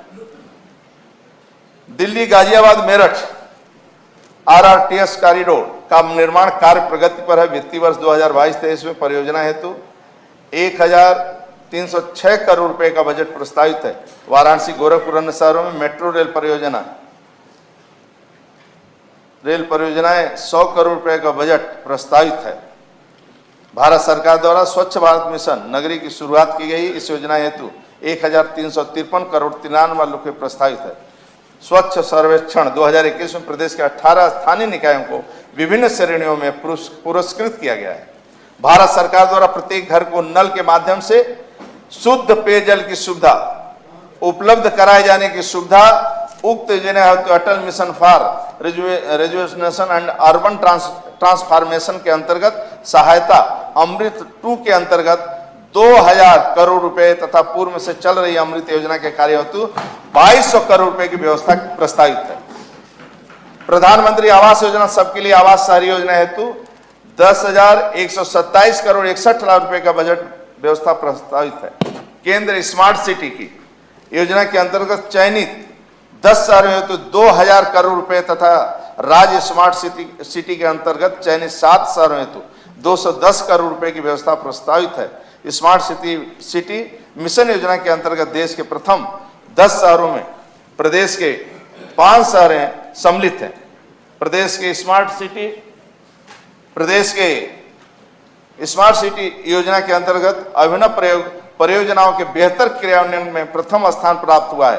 प्रदेश में नवसृजित उच्चीकृत तथा विस्तारित नगर निकाय में अवस्थापना सुविधाओं के विकास हेतु 550 करोड़ रुपए की व्यवस्था प्रस्तावित है। प्रदेश के शहरी क्षेत्रों में निरंतर बढ़ती हुई जनसंख्या दबाव तथा आर्थिक गतिविधियों के प्रचुरता के दृष्टिगत राज्य सरकार द्वारा शहरी क्षेत्रों में उत्कृष्ट गुणवत्तापूर्ण अवस्थापना सुविधाओं के विस्तार को प्राथमिकता प्रदान की गई है। इन कार्यों को सुनियोजित रूप से संपादित किए जाने हेतु नगरीय निकाय में संचालित योजनाओं के प्रभावी अनुसरण एवं समन्वय अत्यावश्यक है। इस हेतु राज्य सरकार द्वारा एक प्रोजेक्ट मॉनिटरिंग ग्रुप के गठन का निर्णय लिया गया है। महाकुंभ मेला 2025 प्रयागराज के आयोजन की तैयारी करने हेतु 100 करोड़ रुपए की व्यवस्था प्रस्तावित है। पंडित दीनदयाल उपाध्याय आदर्श नगर पंचायत योजना हेतु 200 करोड़ रुपए की व्यवस्था प्रस्तावित है। मुख्यमंत्री नगरीय अल्प विकसित व मलिन बस्ती योजना हेतु 215 करोड़ रुपए की व्यवस्था प्रस्तावित है। कान्हा गौशाला एवं बेसहारा पशु आश्रय योजना हेतु 100 करोड़ रुपए की व्यवस्था प्रस्तावित है। बुंदेलखंड क्षेत्र के विशेष योजनाओं के लिए 500 करोड़ रुपए की व्यवस्था प्रस्तावित है। त्वरित आर्थिक विकास योजना का उद्देश्य प्रदेश में विकास कार्यों के त्वरित गति से कार्यान्वित करने हेतु जिसमें 2842 करोड़ रुपए की व्यवस्था प्रस्तावित है। प्रधानमंत्री आवास योजना ग्रामीण हेतु 7000 करोड़ रुपए की व्यवस्था प्रस्तावित है। मुख्यमंत्री आवास योजना ग्रामीण के अंतर्गत प्राकृतिक आपदा, कालाबाजार, JES, कुष्ठ रोग से प्रभावित तथा वन टांगिया मुसहर, कोल, सहरिया, थारू, नटचोरा जनजातियों प्रधानमंत्री आवास योजना ग्रामीण की पात्रता से आच्छादित परंतु SECE 2011 के आधार पर आवासीय सुविधा हेतु तैयार की गई पात्रता सूची में सम्मिलित न होने वाले छतविहीन एवं आश्रय विहीन कच्चे तथा जर्जर आवास में रह रहे परिवारों को निःशुल्क आवास उपलब्ध कराया जा रहा है।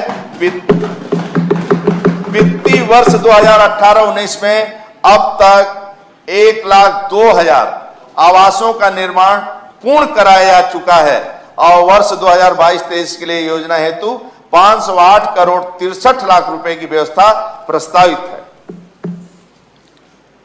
लोक कल्याण संकल्प पत्र 2022 के क्रम में मनरेगा के योजना अंतर्गत वित्तीय वर्ष 2022-23 में 15,463 तालाबों एवं 5,882 खेल मैदानों का चयन किया गया है। Doctor Shyama Prasad Mukherjee rurban mission योजना अंतर्गत देश भर में 300 ग्रामीण विकास क्लस्टरों का सृजन किया गया है, जिसमें उत्तर प्रदेश में 3 चरणों में कुल 16 जनपदों में 19 क्लस्टर, 18 गैर जनजाति एवं 1 जनजाति क्लस्टर चयनित किए गए हैं। योजना अंतर्गत वित्तीय वर्ष 2022-23 के बजट में 155 करोड़ 60 लाख रुपए की व्यवस्था प्रस्तावित है। प्रधानमंत्री ग्राम सड़क योजना के अंतर्गत गत वर्षों में 3,414 किलोमीटर से वित्तीय वर्ष 3,414 किलोमीटर से अधिक सड़कों का निर्माण कराया गया है। वित्तीय वर्ष 2022-23 में योजना हेतु 7,373 करोड़ 61 लाख रुपए की व्यवस्था प्रस्तावित है। वित्तीय वर्ष 2022-23 हेतु राष्ट्रीय ग्रामीण आजीविका मिशन के अंतर्गत विभिन्न घटकों हेतु 3,155 करोड़ 10 लाख रुपए का बजट व्यवस्था प्रस्तावित है। पंचायती राज पंचायतों के आर्थिक स्थिति को त्वरित गति से सुदृढ़ करने के उद्देश्य से 15वें केंद्रीय वित्त आयोग की संस्तुतियों के आधार पर पंचायती राज संस्थाओं हेतु वित्तीय वर्ष 2022-23 के लिए भारत सरकार से प्राप्त होने वाली धनराशि के सापेक्ष 7,466 करोड़ रुपए की व्यवस्था प्रस्तावित है। स्वच्छ भारत मिशन ग्रामीण योजना अंतर्गत वर्ष 2022-23 में 6,65,473 व्यक्तिगत शौचालय निर्माण हेतु 12 रुपए की दर से तथा 1460 सामुदायिक शौचालय हेतु 3 लाख रुपए की दर से अनुदान दिए जाने की व्यवस्था है। योजना हेतु 1,788 करोड़ 18 लाख रुपए की व्यवस्था प्रस्तावित है। वित्तीय वर्ष 2022-23 में ठोस तरल अपशिष्ट हेतु लक्षित 24,314 गांव की कुल आबादी लगभग 6 करोड़ 46 लाख को ठोस और तरल अपशिष्ट प्रबंधन से संतृप्त किए जाने का लक्ष्य है। राष्ट्रीय ग्राम स्वराज अभियान योजना अंतर्गत पंचायतों की क्षमता संवर्धन, प्रशिक्षण एवं पंचायतों से संरचनात्मक ढांचे की उपलब्धता हेतु 593 करोड़ 86 लाख रुपए की व्यवस्था प्रस्तावित है। संपूर्ण परिवार संरक्षण हेतु उत्तर प्रदेश योजना हेतु वर्ष 2022-23 में 10 करोड़ रुपए की व्यवस्था प्रस्तावित है। उत्तर प्रदेश मातृभूमि योजना हेतु 1 करोड़ रुपए की व्यवस्था प्रस्तावित है। प्रदेश में 165.38 लाख हेक्टेयर में खेती की जाती है। कृषि क्षेत्र की विकास दर 5.1% प्राप्त करने का लक्ष्य है। इस लक्ष्य प्राप्ति हेतु प्रदेश में उत्तरोत्तर खाद्यान्न उत्पादन में वृद्धि करने हेतु सरकार प्रयासरत है। वर्ष 2020-21 में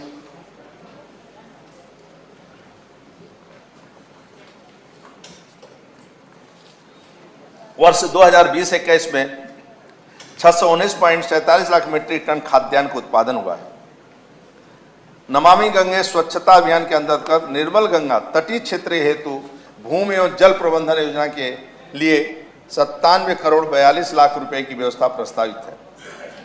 गन्ना विकास एवं चीनी उद्योग उत्तर प्रदेश का कृषि आधारित महत्वपूर्ण उद्योग है तथा प्रदेश के लगभग 45.44 लाख गन्ना आपूर्तिकर्ता किसानों के परिवार की आजीविका का मुख्य आधार है। गन्ना किसानों के अवशेष गन्ना मूल्य के भुगतान हेतु 1,000 करोड़ रुपए की व्यवस्था प्रस्तावित है। प्रदेश में चीनी मिलों के नवीनीकरण एवं आधुनिकीकरण तथा नई चीनी मिलों की स्थापना हेतु 380 करोड़ रुपए की व्यवस्था प्रस्तावित है।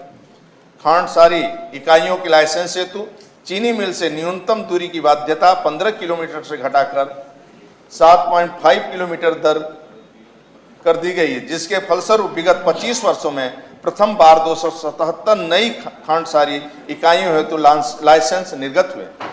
कृषि एवं शिक्षा अनुसंधान प्रदेश में 20 कृषि विज्ञान केंद्रों को स्थापित कर क्रियाशील किया गया है। कृषि शिक्षा के सुदृढ़ीकरण हेतु गोंडा में एक नवीन कृषि महाविद्यालय की स्थापना की जा रही है। जनपद लखीमपुर खीरी तथा आजमगढ़ में 9 स्थापित कृषि विश्वविद्यालयों की गत वर्ष से क्रियाशील बनाया गया है। चंद्रशेखर आजाद कृषि प्रौद्योगिकी विश्वविद्यालय कानपुर के अंतर्गत कृषि महाविद्यालय लखीमपुर कैंपस तथा अन्य निर्माण कार्य हेतु 10 करोड़ रुपए की व्यवस्था प्रस्तावित है। बांदा कृषि एवं प्रौद्योगिक विश्वविद्यालय के विभिन्न निर्माण कार्य हेतु 8 करोड़ 58 लाख रुपए की व्यवस्था प्रस्तावित है। प्रदेश के कृषि विश्वविद्यालयों द्वारा विभिन्न फसलों की नवीन प्रजातियों को वर्ष 2021-22 में विकसित किया गया है, जो विमोचित की जा चुकी है तथा कुछ विमोचन के लिए तैयार है। वित्तीय वर्ष 2021-22 में प्रदेश में 8,615 कार्यरत सहकारी दुग्ध समितियों के माध्यम से 1.86 लाख लीटर प्रतिदिन तरल दूध की बिक्री की गई है। भारतीय गौवंश द्वारा दुग्ध आपूर्ति करने वाला दुग्ध उत्पादकों के प्रोत्साहन स्वरूप नंद बाबा पुरस्कार से सम्मानित किया जाएगा। वर्तमान दुग्ध संघों के सुदृढ़ीकरण और पुनर्जीवित करने के लिए योजना हेतु 60 करोड़ की व्यवस्था प्रस्तावित है। जनपद मथुरा में 3,000 लीटर प्रतिदिन क्षमता के नवीन डेयरी प्लांट के निर्माण हेतु 8 करोड़ रुपए की व्यवस्था प्रस्तावित है। जनपद वाराणसी में ग्रीनफील्ड डेयरी प्लांट एवं जनपद मेरठ में ग्रीनफील्ड डेयरी प्लांट की निर्माणाधीन डेयरी परियोजना हेतु 79 करोड़ 42 लाख रुपए की व्यवस्था प्रस्तावित है। पशुपालन राष्ट्रीय पशु रोग नियंत्रण कार्यक्रम के अंतर्गत खुरपका, मुंहपका एवं ब्रुसलोसिस रोग नियंत्रण हेतु एक्शन प्लान के अनुसार क्रियान्वयन किया जा रहा है। और 2030 तक के प्रदेश के खुरपका मुंहपका से मुक्त कराए जाने का लक्ष्य है। खुरपका मुंहपका का टीकाकरण कार्यक्रम के अंतर्गत अद्यतन 1,79,717 टीकाकरण ब्रुसलोसिस टीकाकरण का कार्यक्रम के अंतर्गत 18,69,166 टीकाकरण किया गया है। निराश्रित बेसहारा गौवंश की समस्या के निराकरण हेतु प्रदेश के समस्त जनपदों में 187 बृहद गौ संरक्षण केंद्र का निर्माण कराया जाना लक्षित है, जिसके सापेक्ष 171 केंद्रों का निर्माण कार्य पूर्ण है। बुंदेलखंड क्षेत्र में निराश्रित गौवंश की समस्या के निराकरण हेतु बुंदेलखंड के प्रत्येक जनपद में 5-5 गौ आश्रय केंद्र स्थापित है। निराश्रित बेसहारा गौवंश के संरक्षण हेतु प्रदेश में 6,195 गौ आश्रय स्थल स्थापित हैं, जिनमें 9,67,923 गौवंशी पशु संरक्षित किए गए हैं। मुख्यमंत्री निराश्रित बेसहारा गौवंश सहभागिता योजना अंतर्गत 1,31,000 से अधिक गौवंश इच्छुक लाभार्थियों को सुपुर्दगी में दिए गए। मत्स्य प्रदेश में मत्स्य उत्पादन एवं उत्पादकता बढ़ाने हेतु प्रधानमंत्री मत्स्य संपदा योजना वर्ष 2022 से वर्ष 2022 तक संचालित है। इस योजना का मुख्य उद्देश्य मात्स्यिकी उत्पादन में विस्तारीकरण, सघनता एवं विविधीकरण के माध्यम से वृद्धि करना, भूमि एवं जल का उर्वर उपयोग करना, मत्स्य पालकों के आर्थिक रूप से स्वावलंबी बनाए जाने हेतु मुख्यमंत्री मत्स्य संपदा योजना प्रारंभ की जा रही है, जिसके लिए 2 करोड़ रुपए की व्यवस्था प्रस्तावित है। ग्राम सभा के तालाबों के मत्स्य पट्टाधारकों मछुआरों नाव क्रय करने हेतु सहायता के लिए निषाद राज बोर्ड सब्सिडी योजना के प्रस्तावित है, जिसके लिए 2 करोड़ रुपए की व्यवस्था प्रस्तावित है। प्रदेश में बागवानी एवं खाद्य प्रसंस्करण क्षेत्र के समन्वित विकास हेतु एकीकृत बागवानी विकास मिशन, राष्ट्रीय कृषि विकास योजना पर drop more crop micro irrigation Bundelkhand एवं विंध्य क्षेत्र में औद्यानिक विकास, गंगा के तटवर्ती क्षेत्रों में औद्यानिक विकास की योजना, नमामि गंगे गुणवत्ता युक्त पान उत्पादन प्रोत्साहन, उत्तर प्रदेश खाद्य प्रसंस्करण उद्योग नीति 2017 आदि महत्वपूर्ण कार्यक्रम संचालित किए जा रहे हैं। आलू के लाभकारी मूल्य हेतु बाजार हस्तक्षेप योजना के लिए 1 करोड़ रुपए की व्यवस्था प्रस्तावित है। खाद्य प्रसंस्करण लघु उद्योग लगाने हेतु उत्तर प्रदेश खाद्य प्रसंस्करण उद्योग नीति 2017 लागू की गई है, जो उद्यमिता विकास के साथ ही कृषकों को उनके उत्पाद का उचित मूल्य दिलाने, रोजगार सृजन और मूल्य संवर्धन सहायक वृद्धि हो रही है। असंगठित क्षेत्र के खाद्य प्रसंस्करण इकाइयों का प्रशिक्षण, नवीन तकनीकी विपणन तथा ऋण सुविधाएं उपलब्ध कराए जाने हेतु प्रधानमंत्री खाद्य उद्योग उन्नयन योजना प्रारंभ की जा रही है, जिसके लिए 120 करोड़ 46 लाख रुपए की व्यवस्था प्रस्तावित है। सहकारी संस्थाओं के माध्यम से किसानों को रियायती दरों पर ऋण उपलब्ध कराए जाने हेतु ब्याज अनुदान योजना हेतु 300 करोड़ रुपए की व्यवस्था प्रस्तावित है। रासायनिक उर्वरकों के अग्रिम भंडारण हेतु 150 करोड़ की व्यवस्था प्रस्तावित है। अयोध्या में सीपेट केंद्र के निर्माण हेतु संयंत्रों के क्रय हेतु 35 करोड़ की व्यवस्था प्रस्तावित है। विश्वकर्मा श्रम सम्मान योजना वित्तीय वर्ष 2021-22 में कुल 75,000 कारीगरों को प्रशिक्षित कर टूल किट उपलब्ध कराया गया है। विश्वकर्मा श्रम सम्मान हेतु 112 करोड़ 50 लाख की रुपए व्यवस्था प्रस्तावित। नए औद्योगिक स्थानों विकासों के कार्यक्रम के अंतर्गत 4 जनपदों प्रयागराज, प्रतापगढ़, अलीगढ़ एवं महोबा में औद्योगिक स्थान विकसित करने हेतु 50 करोड़ रुपए की धनराशि व्यवस्था की गई।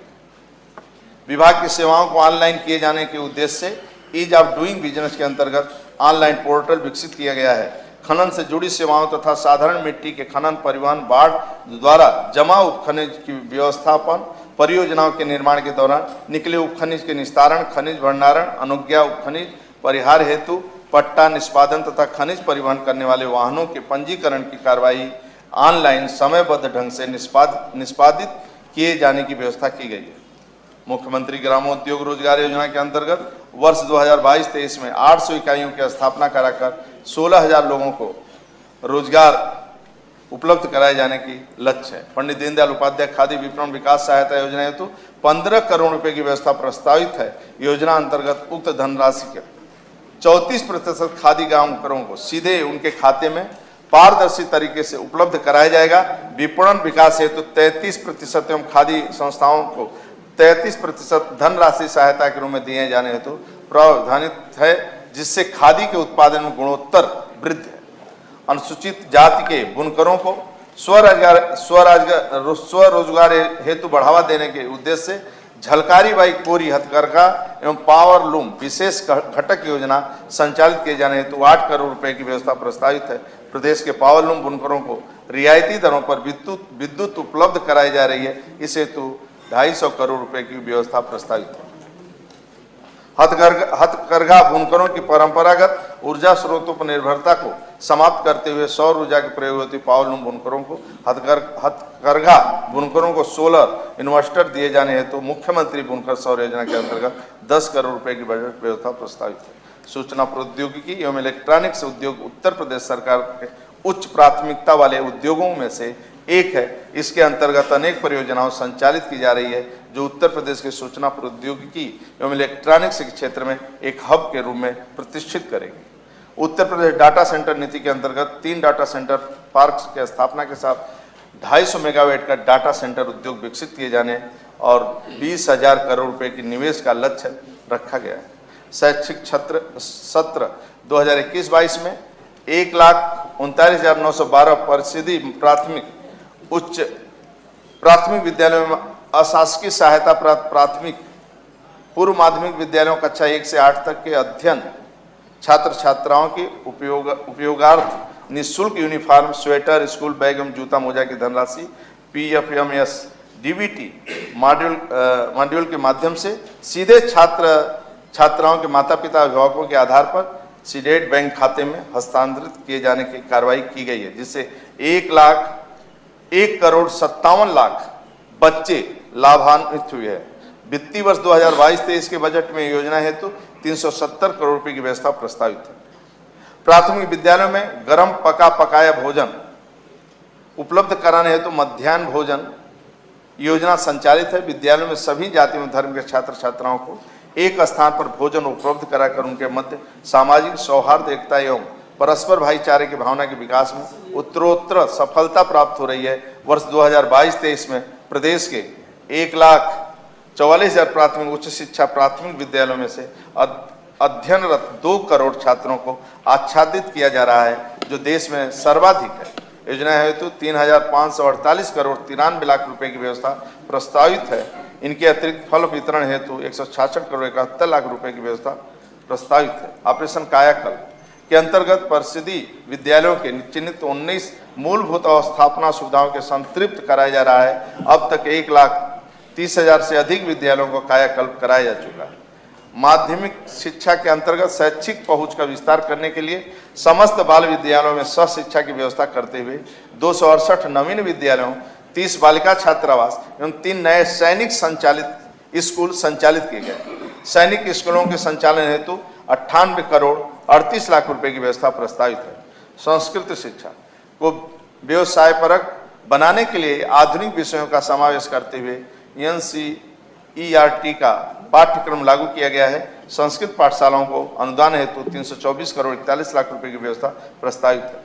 समग्र शिक्षा अभियान के अंतर्गत विभिन्न निर्माण एवं अवस्थापना विकास के कार्य हेतु वित्तीय वर्ष 2022-23 के बजट में 680 करोड़ 80 लाख रुपए की व्यवस्था प्रस्तावित है। उच्च शिक्षा संस्थानों में आधुनिक तकनीकी का प्रयोग करते हुए गुणवत्तापूर्ण सार्वभौमिक एवं रोजगार परक शिक्षा उपलब्ध कराए जाने हेतु राष्ट्रीय शिक्षा नीति 2022 के प्रभावी क्रियान्वयन हेतु सरकार प्रतिबद्ध है। प्रदेश में 3 नए राज्य विश्वविद्यालयों में मां शाकुंभरी विश्वविद्यालय सहारनपुर, महाराजा सुहेलदेव राज्य विश्वविद्यालय आजमगढ़ एवं राजा महेंद्र प्रताप सिंह राज्य विश्वविद्यालय अलीगढ़ का शिलान्यास किया जा चुका है तथा भवनों का निर्माण कार्य प्रक्रियाधीन है। प्रदेश के राजकीय महाविद्यालय में स्मार्ट क्लासेस की स्थापना हेतु 10 करोड़ रुपए की व्यवस्था प्रस्तावित है। राजकीय महाविद्यालयों के निर्माणाधीन भवनों के पूर्ण किए जाने हेतु 200 करोड़ रुपए की व्यवस्था प्रस्तावित है। प्रदेश में 75 नए राजकीय महाविद्यालयों के लिए स्थापना हेतु निर्माण का प्रगति पर। उच्चतर शिक्षा में निजी निवेश की प्रोत्साहित करने हेतु निजी विश्वविद्यालय अधिनियम तथा नियमावली 2022 को प्रख्यापित की गई है। 3 नए निजी विश्वविद्यालय संचालित किए गए हैं। छात्रों को मुफ्त ऑनलाइन संस्कृत प्रशिक्षण प्रदान किए जाने हेतु संपूर्णानंद संस्कृत विश्वविद्यालय वाराणसी में ऑनलाइन संस्कृत प्रशिक्षण केंद्र स्थापित कर उसके माध्यम से रोजगार पाठ्यक्रमों में प्रशिक्षण प्रदान किए जाने का प्रस्ताव है। प्रशिक्षण केंद्रों की स्थापना हेतु 1 करोड़ 16 लाख रुपए की व्यवस्था प्रस्तावित है। प्रदेश में डिप्लोमा स्तरीय 198 राजकीय एवं 19 अनुदानित संस्था अर्थात 217 संस्थाएं हैं, जिनमें से 168 संस्थाओं में सत्र 2021-22 से प्रशिक्षण प्रदान किया जा रहा है। 49 राजकीय पॉलिटेक्निक निर्माणाधीन अवस्थापना की प्रक्रिया में है, जिन्हें निकट भविष्य में पीपीपी मोड पर संचालित किया जाना है। वर्तमान में 1266 निजी क्षेत्र के डिप्लोमा स्तरीय संस्थाओं में छात्र छात्राओं का प्रवेश दिया जा रहा है। वर्तमान में राजकीय अनुदानित एवं निजी क्षेत्र के समस्त संस्थाओं को सम्मिलित करते हुए कुल प्रवेश क्षमता 1,26,436 है। प्रदेश सरकार की $1 ट्रिलियन इकोनॉमी की योजना के क्रम में छात्र छात्राओं का अधिक रोजगार तथा इमेजिंग टेक्नोलॉजी आधारित उद्योग हेतु मैन पावर उपलब्ध कराने के दृष्टिगत सत्र 2022-23 में न्यू एज ट्रेड्स के अंतर्गत 4 पाठ्यक्रम तथा डाटा साइंस एवं machine learning, internet of things, cyber security एवं ड्रोन टेक्नोलॉजी एवं शिक्षण प्रशिक्षण कराया जाना प्रस्तावित है। प्रदेश के 4 राजकीय औद्योगिक प्रशिक्षण संस्थानों को मॉडल ITI के रूप में विकसित किया जाना व्यवस्था प्रस्तावित है।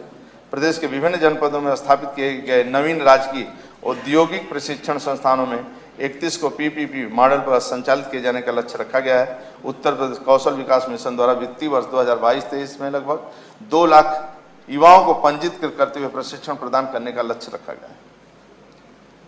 संस्कृत एवं धर्मार्थ कार्य वाराणसी, गोरखपुर, शाहजहांपुर, सुल्तानपुर में माननीय प्रधानमंत्री जी द्वारा विभिन्न योजनाओं के लोकार्पण एवं शिलान्यास कार्यक्रम में सांस्कृतिक प्रस्तुतियों की गई, जिनमें लगभग 2000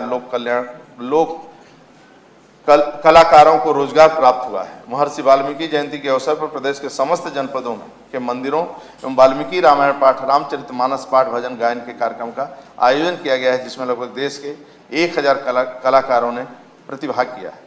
वाराणसी में संत रविदास संग्रहालय एवं सांस्कृतिक केंद्र की स्थापना के लिए 25 करोड़ रुपये तथा संत कबीर संग्रहालय के लिए स्थापना हेतु 25 करोड़ रुपये की व्यवस्था प्रस्तावित है। जनजाति संग्रहालयों के निर्माण हेतु 60 करोड़ रुपये की व्यवस्था प्रस्तावित है। संग्रहालयों की स्थापना, निर्माण, विस्तार एवं उन्नयन हेतु 20 करोड़ रुपये की व्यवस्था प्रस्तावित है। राम जन्मभूमि मंदिर अयोध्या धाम तक पहुंच मार्ग के निर्माण हेतु 300 करोड़ रुपये की व्यवस्था प्रस्तावित है। अयोध्या में जन सुविधाओं के विकास तथा पार्किंग के निर्माण हेतु 2009 करोड़ 70 लाख रुपए की व्यवस्था प्रस्तावित है।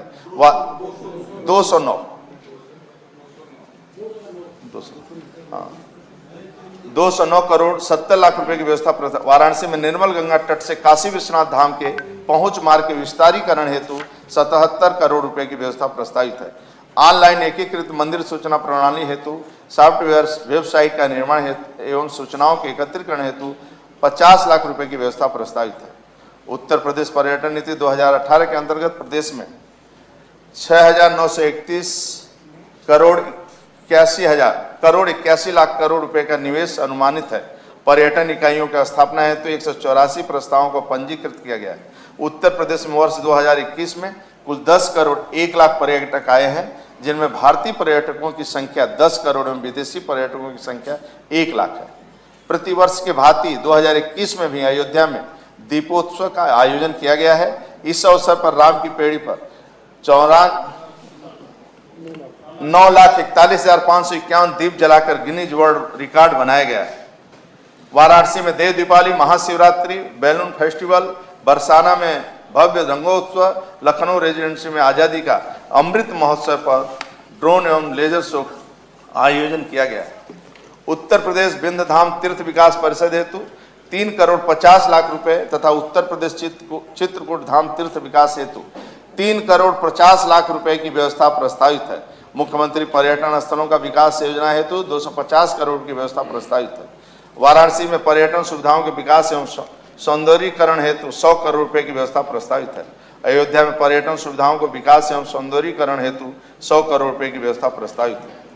वर्तमान में उत्तर प्रदेश में वनावरण एवं वृक्षावरण प्रदेश के भौगोलिक क्षेत्र का 9.23% है, जिसे वर्ष 2030 तक 15% किए जाने का लक्ष्य निर्धारित किया गया है। वर्षा काल 2022 में वृक्षारोपण हेतु 35 करोड़ पौधारोपण का लक्ष्य निर्धारित किया गया है। आजादी के अमृत महोत्सव के उपलक्ष्य में अन्नपूर्णा वन, नगर वन अमृत वन तथा गंगा किनारे वनीकरण योजना के अंतर्गत स्थल चयन और वृक्षारोपण किया जाएगा, जिससे पर्यावरण संतुलित होगा एवं कार्बन अवशोषण के साथ साथ जलवायु पर भी अनुकूल प्रभाव पड़ेगा। प्रदेश की जनता को पेड़ पौधों और पशु पक्षियों तथा प्राकृतिक संसाधनों के प्रति संवेदनशील तथा जागरूक बनाने हेतु इको टूरिज्म को बढ़ावा दिया जा रहा है। वर्ष 2022-23 में सारनाथ डियर पार्क में वन्य जीवों का प्रबंधन एवं पर्यटकों सुविधाओं का विकास योजना उत्तर प्रदेश राज्य में गैंडों एवं अन्य अति महत्वपूर्ण संकटापन्न एवं वन्य जीवों एवं उनके प्राकृतिक वास का दीर्घकालीन एवं बृहद संरक्षण योजना राज्य आर्द्र भूमि संरक्षण एवं प्रबंध की स्थापना योजना हेतु 3,77,00,000 रुपए की व्यवस्था प्रस्तावित है। शहीद अशफाक उल्लाह खां प्राणी उद्यान गोरखपुर सोसाइटी हेतु कार्पस फंड की स्थापना के लिए 50 करोड़ रुपए की व्यवस्था प्रस्तावित है। प्रदेश में 12 प्रमुख नदियों का 141 बिंदुओं पर सघन अनुसरण तथा 319 नालों का नियमित अनुसरण किया जा रहा है, जिससे किसी भी परिस्थिति में प्रदूषित उत्प्रवाह का निस्तारण नदी नालों में नहीं किया जाए। इसके अतिरिक्त प्रदेश में 110 सीवेज उत्प्रवाह संयंत्रों, 7 संयुक्त उत्प्रवाह शुद्धिकरण संयंत्र एवं 1560 अति प्रदूषणकारी औद्योगिक इकाइयों का नियमित अनुसरण किया जा रहा है। वर्ष 2021-22 में दसमोत्तर छात्र योजना छात्रवृत्ति योजना हेतु 13,77,213 छात्रों को दसमोत्तर छात्रवृत्ति शुल्क प्रतिपूर्ति से लाभान्वित किया गया है। वित्तीय वर्ष 2022-23 के बजट में दसमोत्तर छात्रवृत्ति शुल्क प्रतिपूर्ति योजना अंतर्गत 16,052 करोड़ रुपए की व्यवस्था प्रस्तावित है। 1672 अल्पसंख्यक समुदाय के छात्रों के लिए पूर्व दसम छात्रवृत्ति योजना के अंतर्गत वित्तीय वर्ष 2022-23 में 600 करोड़ रुपए की व्यवस्था प्रस्तावित है। दसमोत्तर छात्रवृत्ति योजना के अंतर्गत राजस्व पक्ष में छात्रवृत्ति हेतु 195 करोड़ 50 लाख रुपए की व्यवस्था प्रस्तावित है। अरबी फारसी मदरसों के आधुनिकीकरण की योजना हेतु 479 करोड़ 7 लाख की व्यवस्था प्रस्तावित है। अल्पसंख्यक बाहुल क्षेत्रों में अवस्थापना विकास हेतु तथा पेयजल की योजना के विकास हेतु संचालित मल्टी सेक्टर्स डिस्ट्रिक्ट प्लान के विभिन्न घटकों के अंतर्गत कुल 508 करोड़ 18 लाख रुपए की व्यवस्था प्रस्तावित है। उत्तर प्रदेश राष्ट्रीय विधि विश्वविद्यालय प्रयागराज के निर्माण कार्य हेतु वित्तीय वर्ष 2022-23 के लिए 100 करोड़ रुपए के बजट व्यवस्था प्रस्तावित की गई। माननीय उच्च न्यायालय इलाहाबाद लखनऊ पीठ के निर्माण कार्य हेतु 705 करोड़ रुपए की व्यवस्था प्रस्तावित है। अधीनस्थ न्यायालयों के आवासीय एवं अनावासीय भवनों के निर्माण हेतु 600 करोड़ रुपए की व्यवस्था प्रस्तावित है। प्रदेश के अधीनस्थ न्यायालयों के सुरक्षा हेतु सीसीटीवी कैमरा एवं अन्य सुरक्षा उपकरण हेतु 50 करोड़ रुपए की व्यवस्था प्रस्तावित है। उत्तर प्रदेश अधिवक्ता कल्याण निधि में पंजीकृत ऐसे अधिवक्ता जो अपने पंजीकरण की 30 वर्ष की अवधि पूर्ण कर चुके हैं को पूर्व में अधिवक्ता कल्याण निधि से धनराशि रुपया 1.50 लाख दी जाती है, जिसे बढ़ाकर 5 लाख रुपए कर दिया गया है। अधिवक्ता कल्याण निधि हेतु न्यासी समिति को अंतरण के लिए 90 करोड़ रुपए की व्यवस्था प्रस्तावित है। प्रदेश के अधिवक्ताओं की सुविधा हेतु विभिन्न जनपदों में अधिवक्ता चैम्बर्स की स्थापना की जा चुकी है। इसके अतिरिक्त कतिपय जनपदों में अधिवक्ता चैम्बर्स के निर्माण, अन्य स्थापना सुविधाओं के विकास हेतु 20 करोड़ रुपए की व्यवस्था प्रस्तावित है। अंत्योदय एवं पात्र गृहस्थी कार्ड धारकों को निःशुल्क खाद्यान्न, साबुत चना, रिफाइंड सोयाबीन ऑयल तथा आयोडाइन नमक एवं प्रधानमंत्री उज्ज्वला योजना के लाभार्थी को 2 निःशुल्क एलपीजी सिलेंडर रिफिल वितरण हेतु 6,571 करोड़ 13 लाख रुपए की व्यवस्था प्रस्तावित है।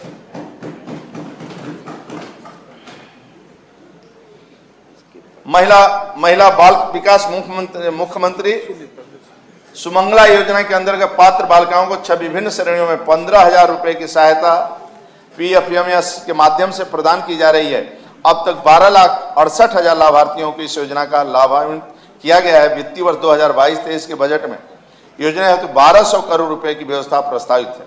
पुष्टाहार कार्यक्रम के अंतर्गत समन्वित बाल विकास योजना के अंतर्गत राज्य सरकार द्वारा दिए जाने वाले पोषाहार हेतु 1675 करोड़ 29 लाख रुपए की व्यवस्था प्रस्तावित है। सभी वर्गों के गरीब परिवारों के कन्याओं हेतु संचालित मुख्यमंत्री सामूहिक विवाह योजना के अंतर्गत अब तक 1,74,326 जोड़ों तथा श्रमिकों की कन्याओं के विवाह के लिए संचालित कन्या विवाह अनुदान योजना के अंतर्गत लगभग 94,000 कन्याओं के विवाह संपन्न कराया जाए। कल से चर्चा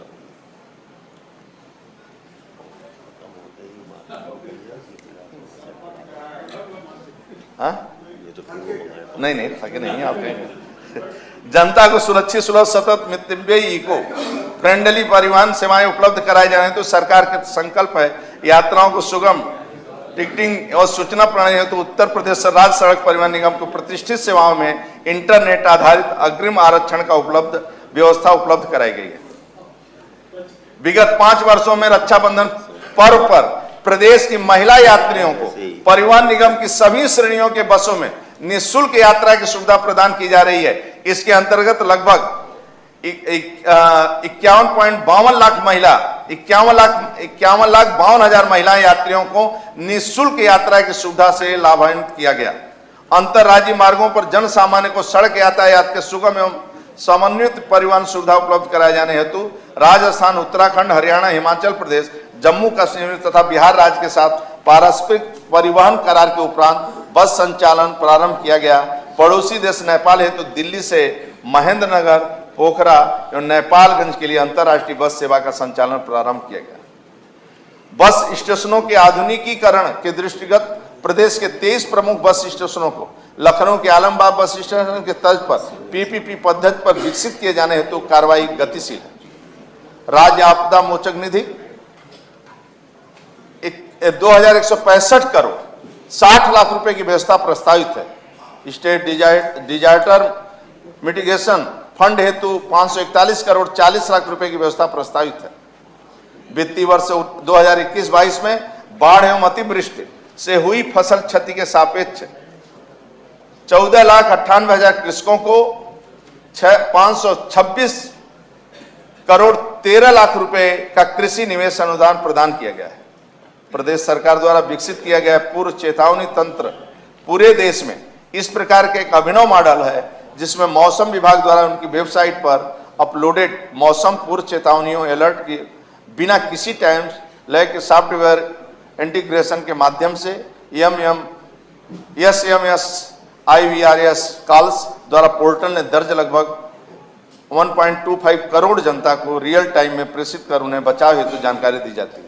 प्रथम बार सरकार की आपदा राहत योजनाओं का आम जनमानस के बीच सुगमता से पहुंचाने के लिए आपदा से होने वाली क्षति को दर्ज करने हेतु जनता को ऑनलाइन प्लेटफॉर्म प्रदान किए जाने के उद्देश्य से आपदा प्रहरी ऐप विकसित किया गया है।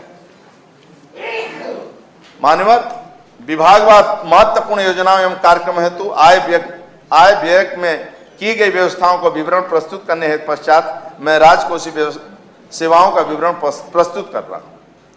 राजकोषीय सेवाएं राज्य वस्तु एवं सेवा कर तथा मूल्य संवर्धित कर राज्य वस्तु एवं सेवा कर तथा मूल्य संवर्धित कर से राजस्व संग्रह का लक्ष्य 1,24,477 करोड़ रुपया निर्धारित किया गया है। आबकारी शुल्क से राजस्व संग्रह का लक्ष्य 49,152 करोड़ रुपया निर्धारित किया गया है। स्टाम्प एवं पंजीकरण से राजस्व संग्रह का लक्ष्य 29,692 करोड़ रुपए का निर्धारित किया गया है। वाहन कर से राजस्व संग्रह का लक्ष्य 10,887 करोड़ रुपए निर्धारित किया गया है। प्रस्तुत बजट का आयकर आकार 6,15,518 करोड़ 97 लाख रुपए है। बजट में 39,181 करोड़ 10 लाख रुपए की नई योजनाएं सम्मिलित की गई हैं। कुल प्राप्तियां 5,90,951 करोड़ 71 लाख रुपए अनुमानित है। कुल प्राप्तियों में 4,99,212 करोड़ 51 लाख रुपए की राजस्व प्राप्तियां तथा 91,739 करोड़ रुपया की पूंजीगत प्राप्तियां सम्मिलित है। राजस्व प्राप्तियों में कर राजस्व का अंश 3,67,153 करोड़ 76 लाख रुपए है। इसमें स्वयं का कर राजस्व 2,20,000 655 करोड़ रुपए तथा केंद्रीय करों में राज्य का अंश 1,46,000 करोड़ 498 करोड़ 76 लाख रुपए सम्मिलित है।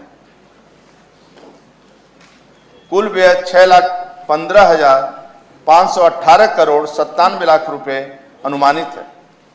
कुल व्यय में 4,56,079 करोड़ 6 लाख रुपया 89 करोड़ 6 लाख रुपए राजस्व लेखे का व्यय तथा 91,739 करोड़ रुपए पूंजी लेखे का व्यय। समेकित निधि के प्राप्तियों से कुल व्यय घटाने के पश्चात 24 करोड़ 567 करोड़ 24 लाख रुपए का घाटा अनुमानित है। लोक लेखे से 6,000 करोड़ रुपए की शुद्ध प्राप्तियां अनुमानित है। समस्त लेन देन का शुद्ध परिणाम 18,567 करोड़ 26 लाख रुपए ऋणात्मक अनुमानित है। राजस्व बचत 43,123 करोड़ 65 लाख रुपए अनुमानित है। माननीय प्रधानमंत्री जी, माननीय मुख्यमंत्री जी के मार्ग के निर्देशन में तैयार किया गया बजट सदन के सम्मुख प्रस्तुत है। हमने अपने संसाधनों के विभिन्न क्षेत्रों की योजनाओं के लिए इस प्रकार संतुलित ढंग से आवंटित किया है कि न केवल उन क्षेत्रों में विकास हो, अपितु विभिन्न क्षेत्र अन्य रूप से समग्र विकास में योगदान करें। माननीय मुख्यमंत्री जी के ऊर्जा से परिपूर्ण नेतृत्व में हम अपराधियों के खिलाफ अपना अभियान जारी रखेंगे। हम महिलाओं, बच्चों और युवाओं को सशक्त बनाएंगे।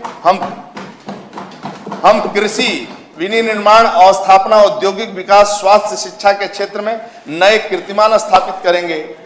मैं माननीय प्रधानमंत्री जी और माननीय योगी जी के कार्यशैली के संबंध में जब हौसला बना लिया ऊंची उड़ान का, कद देखना फिजूल है फिर आसमान का।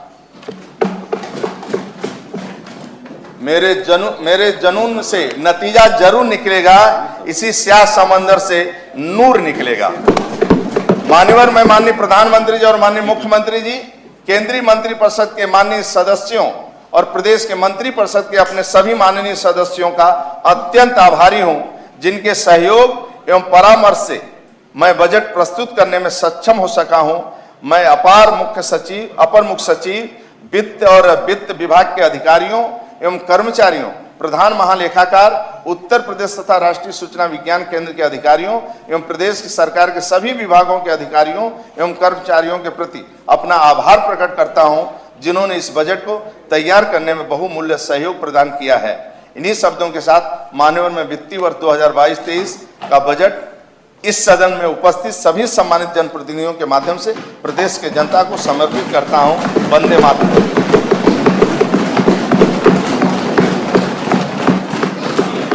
अब शून्य प्रहर लेते हैं।